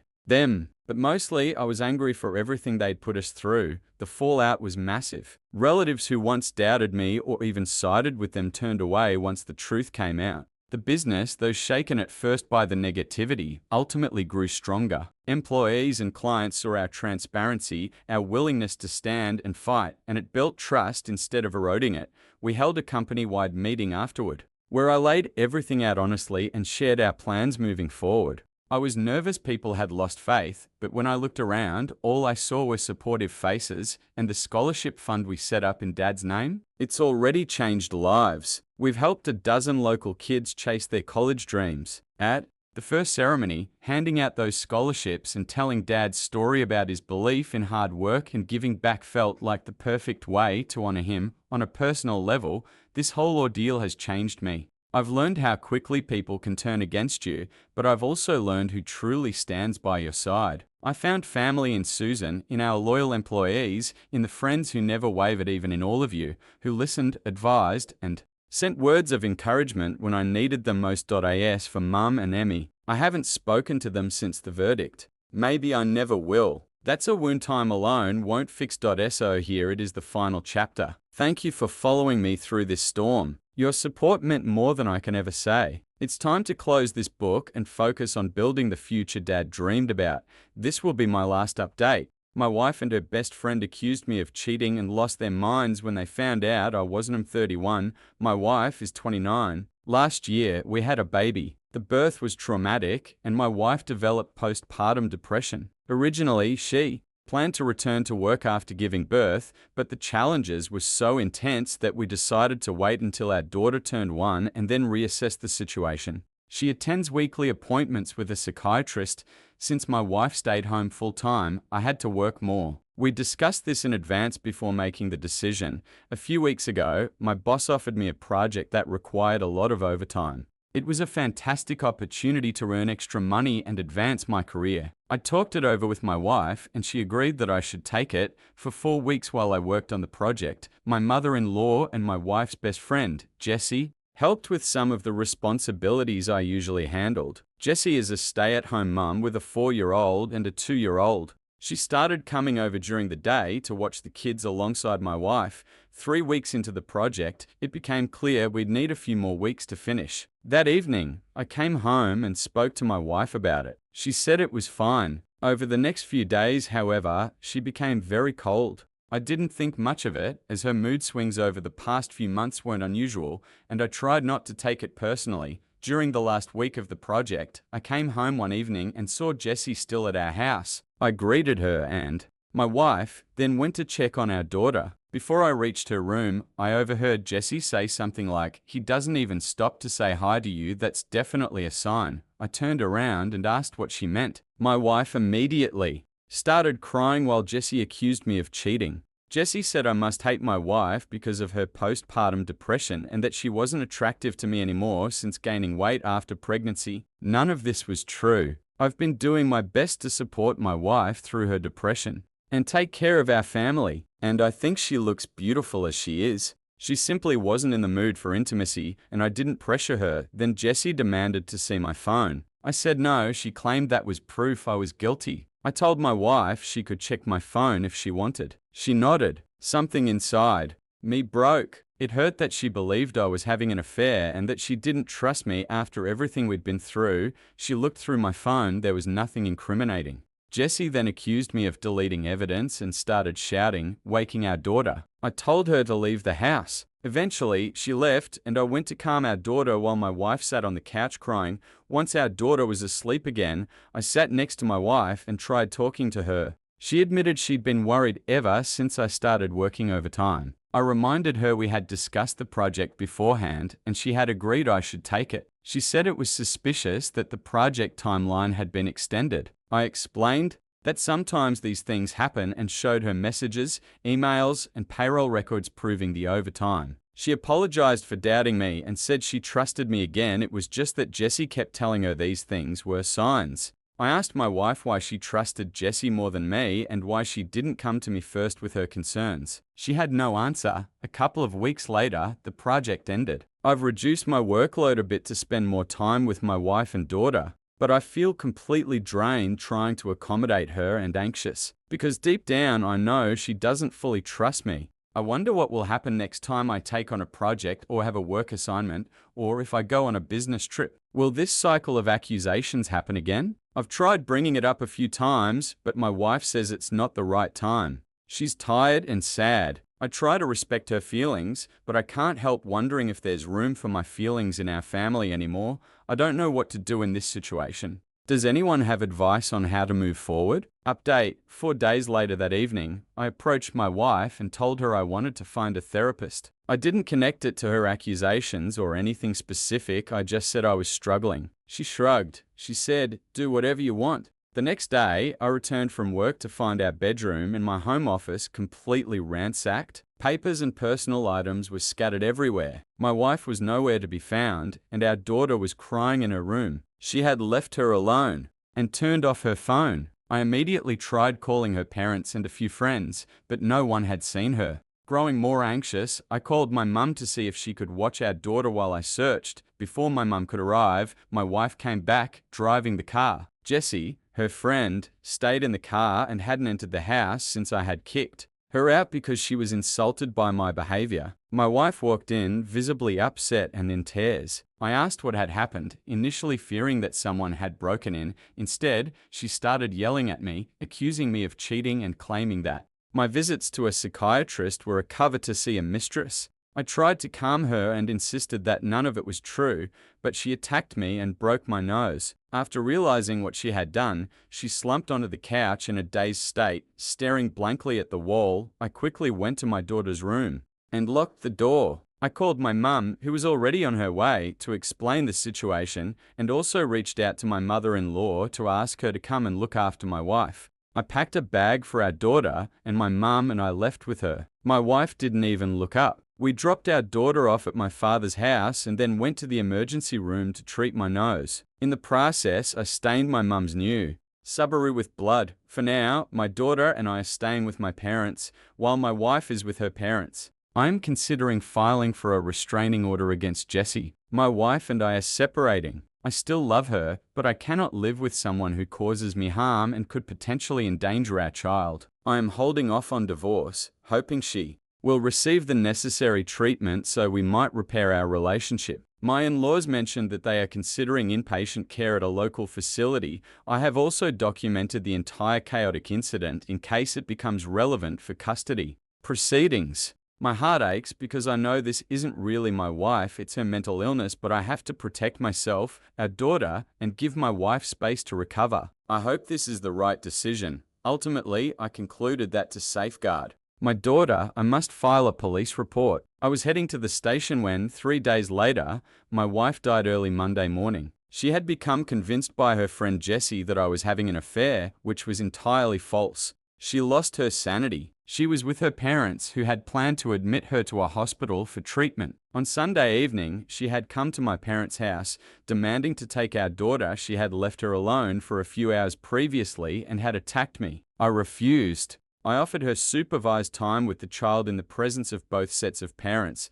but she refused, upset, and eventually left. A few hours later, she crashed her parents' car into a tree and died. Jessie visited yesterday, crying to see me and our daughter. She claimed she planned to speak at my wife's funeral and that she had arranged it with my in-laws but informed me out of courtesy. I told her she would not be allowed to speak. We argued and she left, saying that I wasn't the only person who loved my wife. I spoke with my in-laws, who insist that Jessie should be allowed to speak because she had known my wife since childhood, and they are close to her. I fear that giving in to their pressure could damage my relationship with them. At the same time, the thought of Jessie standing at my wife's funeral makes me physically sick. I don't think I could bear hearing her, knowing she had taken pleasure in my wife's mental decline and had left our daughter alone, yet I don't trust my own judgment right now. My mind is clouded, my parents are divided over what to do, and I don't have the energy to reach out to friends. So once again, I am asking, what should I do?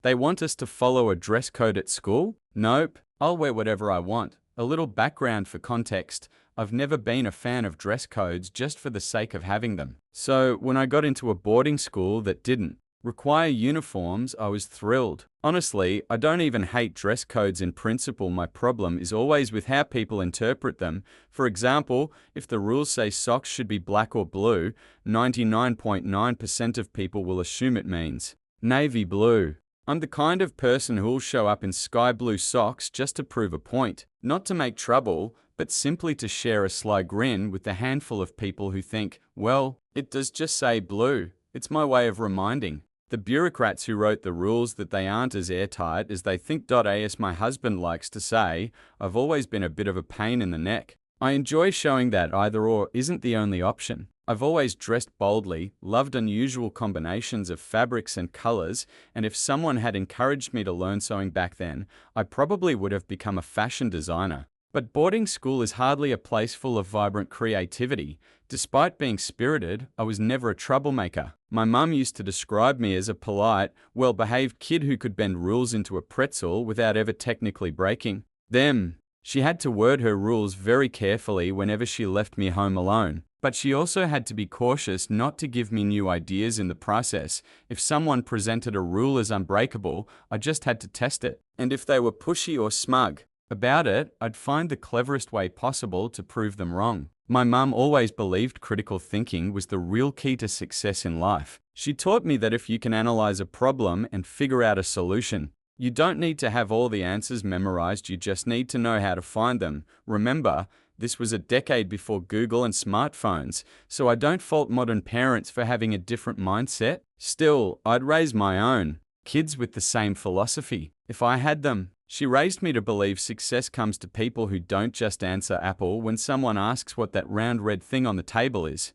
Instead, you pick it up, study its weight and texture, notice the sheen on its wax, memorize its smell, because you never know when someone will ask you to describe the underside of an apple when there isn't one around. And when you grow up thinking that way, turning school dress codes inside out becomes kind of fun. So here's the actual story. At my boarding school, we had 2 dress codes. The first was called the class dress code, and it basically meant we were expected to look like young professionals. Pretty standard stuff. Skirts, below fingertip length for girls, shirts and TIs for boys, and all the usual details. The second set was for downtime, called city dress. That was for when we hung out in the student lounge or went off campus. It was more relaxed, but still had enough restrictions to prevent the girls from wearing anything too revealing or the boys from dressing like slobs in ripped clothes. Now, I had these suede knee-high fringe boots. Actually, I had two pairs, one black and one brown. They were the warmest, most comfortable boots I'd ever owned,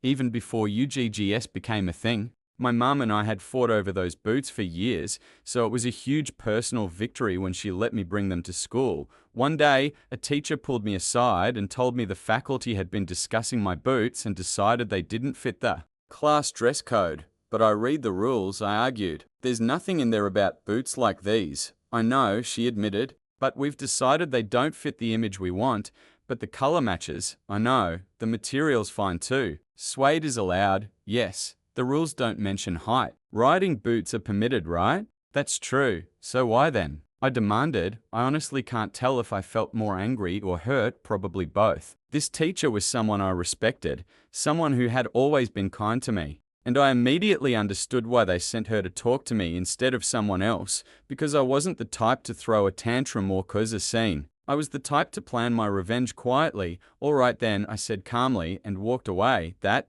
night, I studied the dress code rules word for word, line by line. I read through every single sentence of that dress code over and over again. I even said the rules out loud, picked up every item of clothing listed, and examined it like I was some alien who had only this manual and a piece of fabric to figure out why humans wear these things. I had to admit, it was a strict code, but they made two big mistakes. First, nowhere did it say where each piece of clothing had to be worn. Second, there was no mention that you even had to look presentable. The rules only specified colors and lengths: skirts below fingertip length, socks above the ankle, sleeves covering elbows, and so on. Shoes had to be in muted tones, black, brown, or other earthy shades like my fringe boots. But nowhere did it say you couldn't show up in, say, elf shoes. Of course, elf shoes wouldn't exactly scream professional, but still. Loophole. I went to bed that night mad as hell, my head buzzing with mischievous ideas. I debated with myself for a long time whether I should even go through with it. But eventually, I decided if I still felt the same way in the morning, I'd start phase 1. The next day, I woke up just as annoyed, and on my way to breakfast, I mentally made a list of the biggest clowns in my class. In the cafeteria, I found a couple of them and told them, you know, the handbook is very specific about how TIs must be knotted Windsor, single or double. And if it's a bow tie, it has to be tied in the classic way. But nowhere does it say TIs have to be worn on the neck. The rule just says they must be properly tied. I suggested they read it carefully that evening and decide for themselves what to do with that little loophole. The following day, TIs were everywhere. On wrists, wrapped around glasses, tied across foreheads, looped around ankles, knees, thighs, even wrapped around fists like someone was stopping a nosebleed. If you could tie a Windsor knot on some body part, one of the boys in our school had done it. I was ridiculously proud of myself. Phase 1 was a total success. The teachers were irritated, of course, though plenty of students found it hilarious until math class. One boy came in without a visible tie. He was the one who always wore a bow tie. The teacher looked down at him sternly and said, I know you all decided to play games with TIs today. I think we've been patient enough, but you do know the rules say you have to be wearing one. He grinned, looked her in the eye, and replied, I am wearing one. You just can't see it. The room exploded with laughter. Maybe he really did tie it around his ankle under his pants, or around his elbow under the blazer, who knows. But to the rest of us, he instantly became the guy who wore his tie on his junk.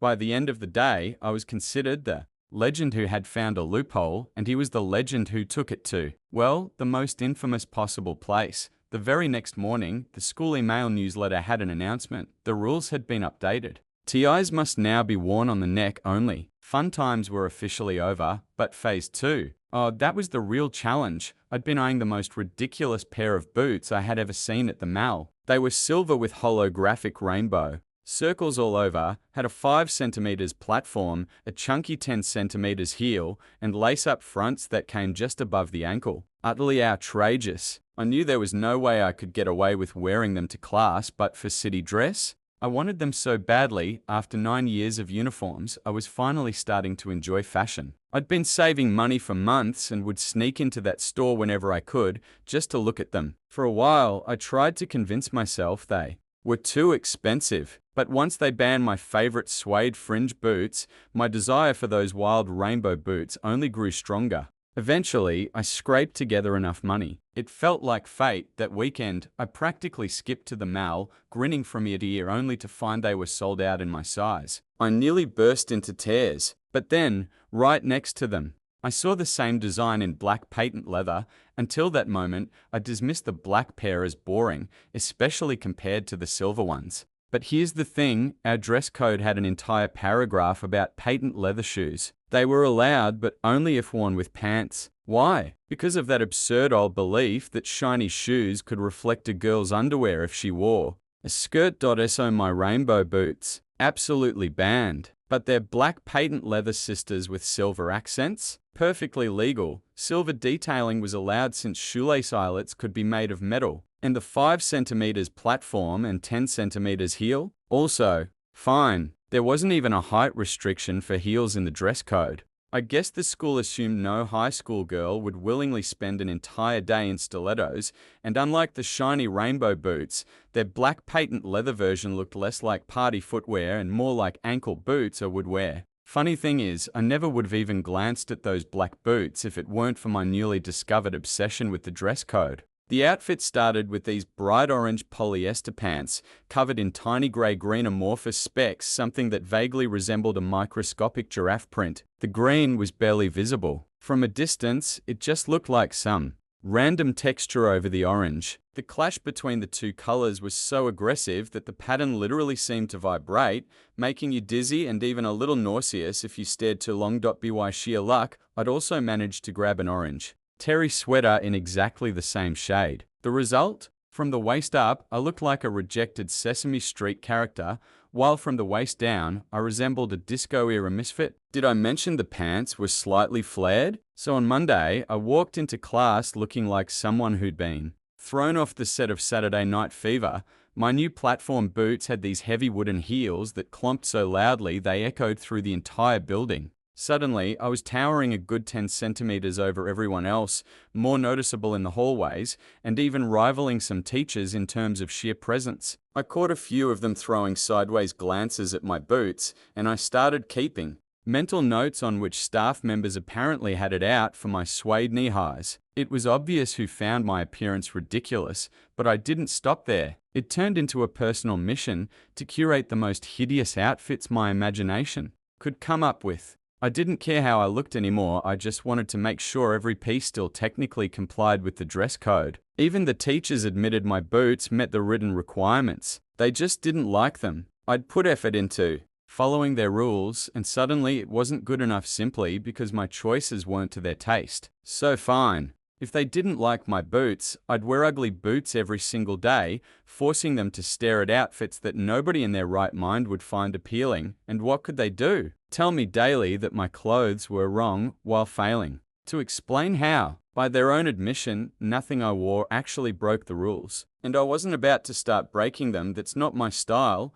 Living in a dorm had its perks. Girls shared clothes freely, so as long as you were willing to lend your stuff too, you essentially had access to 30 wardrobes just in our block alone. My own clothes had been carefully coordinated, but once you started mixing them with other people's, the results became gloriously absurd. Like when my roommate's loud neon blouse, which she only ever wore with a black skirt, ended up paired with another girl's skirt in a clashing wild print. I wore it specifically because the colors screamed at each other. Still, not against the rules. Those scandalous slut boots. I only ever paired them with pants. I raided every thrift store, vintage shop, and second-hand place in town. And since our city had no shortage of hippies, the selection was fantastic. I put together 3-piece suits with TIs that made me look so boyish that at a parent-teacher meeting, one of the teachers actually asked my mum if I was Apparently, dressing badly meant you were automatically gay. I'd braid my bangs into a thin plait, clip a heavy earring to the end so it dangled, and then swing it back and forth over my desk or book, but only during the lessons of the teachers. I suspected of discriminating against my boots. Basically, I did everything I could to annoy them with my appearance. At that infamous parent-teacher conference, they asked my mum to talk to me about my clothes. She blinked and asked if I was breaking any rules. They explained the boot situation. My mum laughed and told them there was nothing they could do. If there's one thing her daughter hated, it was being punished for a rule she didn't know existed, or worse, one that had never even been written down. If you want to make a new rule right now to stop her, go ahead, Mum said. Bye. Tomorrow, she won't be doing this anymore. I promise you won't see those boots again. But the way she'll see it, you've taken away something she liked for no good reason. That's punishment, whether you call it that or not. And when she feels punished unfairly, she punishes back. Simple as that. My advice? Drop it and spend the summer rewriting your handbook. Otherwise, you'll burn through paper trying to keep up with all the loopholes she's going to find. My daughter lives for finding loopholes. Honestly, I regret giving her so many puzzle books when she was little. Hearing this, the teachers admitted the only real reason they were ignoring my new boots was this: when the teachers saw how I reacted to the suede boots ban. Some of them honestly seemed afraid to imagine what I might show up in next if they tried to outlaw the second pair as well. But being the well-behaved student that I actually was, I never wore those suede boots again. And after that, no one ever gave me grief about my outfits again. Well, except for one time when my skirt ended up way too short. That one wasn't even intentional. The following year, I didn't return to that school, but for completely unrelated reasons. So I never found out if they rewrote any of their rules. To this day though, I've kept those black boots. They're still tucked away somewhere. And every time I stumble across them at the bottom of a box, I can't help but smile. I even held onto a t-shirt from that era. It is, without exaggeration, the single ugliest piece of clothing I own, but I just can't throw it out. Every time I see it in my closet, I start laughing, remembering the whole saga. Somewhere, I've even got photos of me in that ridiculous fuzzy orange getup. If I ever dig them out, I'll definitely share them. Back then, I was having the time of my life, breaking their so-called dress code. And it felt amazing. So here's the takeaway. Whatever problems you're facing, try flipping them inside out. Look at them from a different angle, twist them around, play with them. You never know where the cracks might be hiding. And of course, this is also just another wonderful story about how amazing my mum was. She always had my back, though if I'm honest, I suspect she was also quietly angry that the teachers hated our boots. Because if the school rules had been clearly written, she could have been wearing them herself all along. Instead, those awesome boots just sat gathering dust in my locker. I miss you, Mum. Edit. No, I didn't end up becoming a lawyer. Life just went in a different direction. These days, I work for myself, building a business in a field I'm genuinely passionate about. I enjoy almost every minute of it. I'm happy, and I'm grateful that I get to love what I do. One last note. This whole story took place in the mid-90s.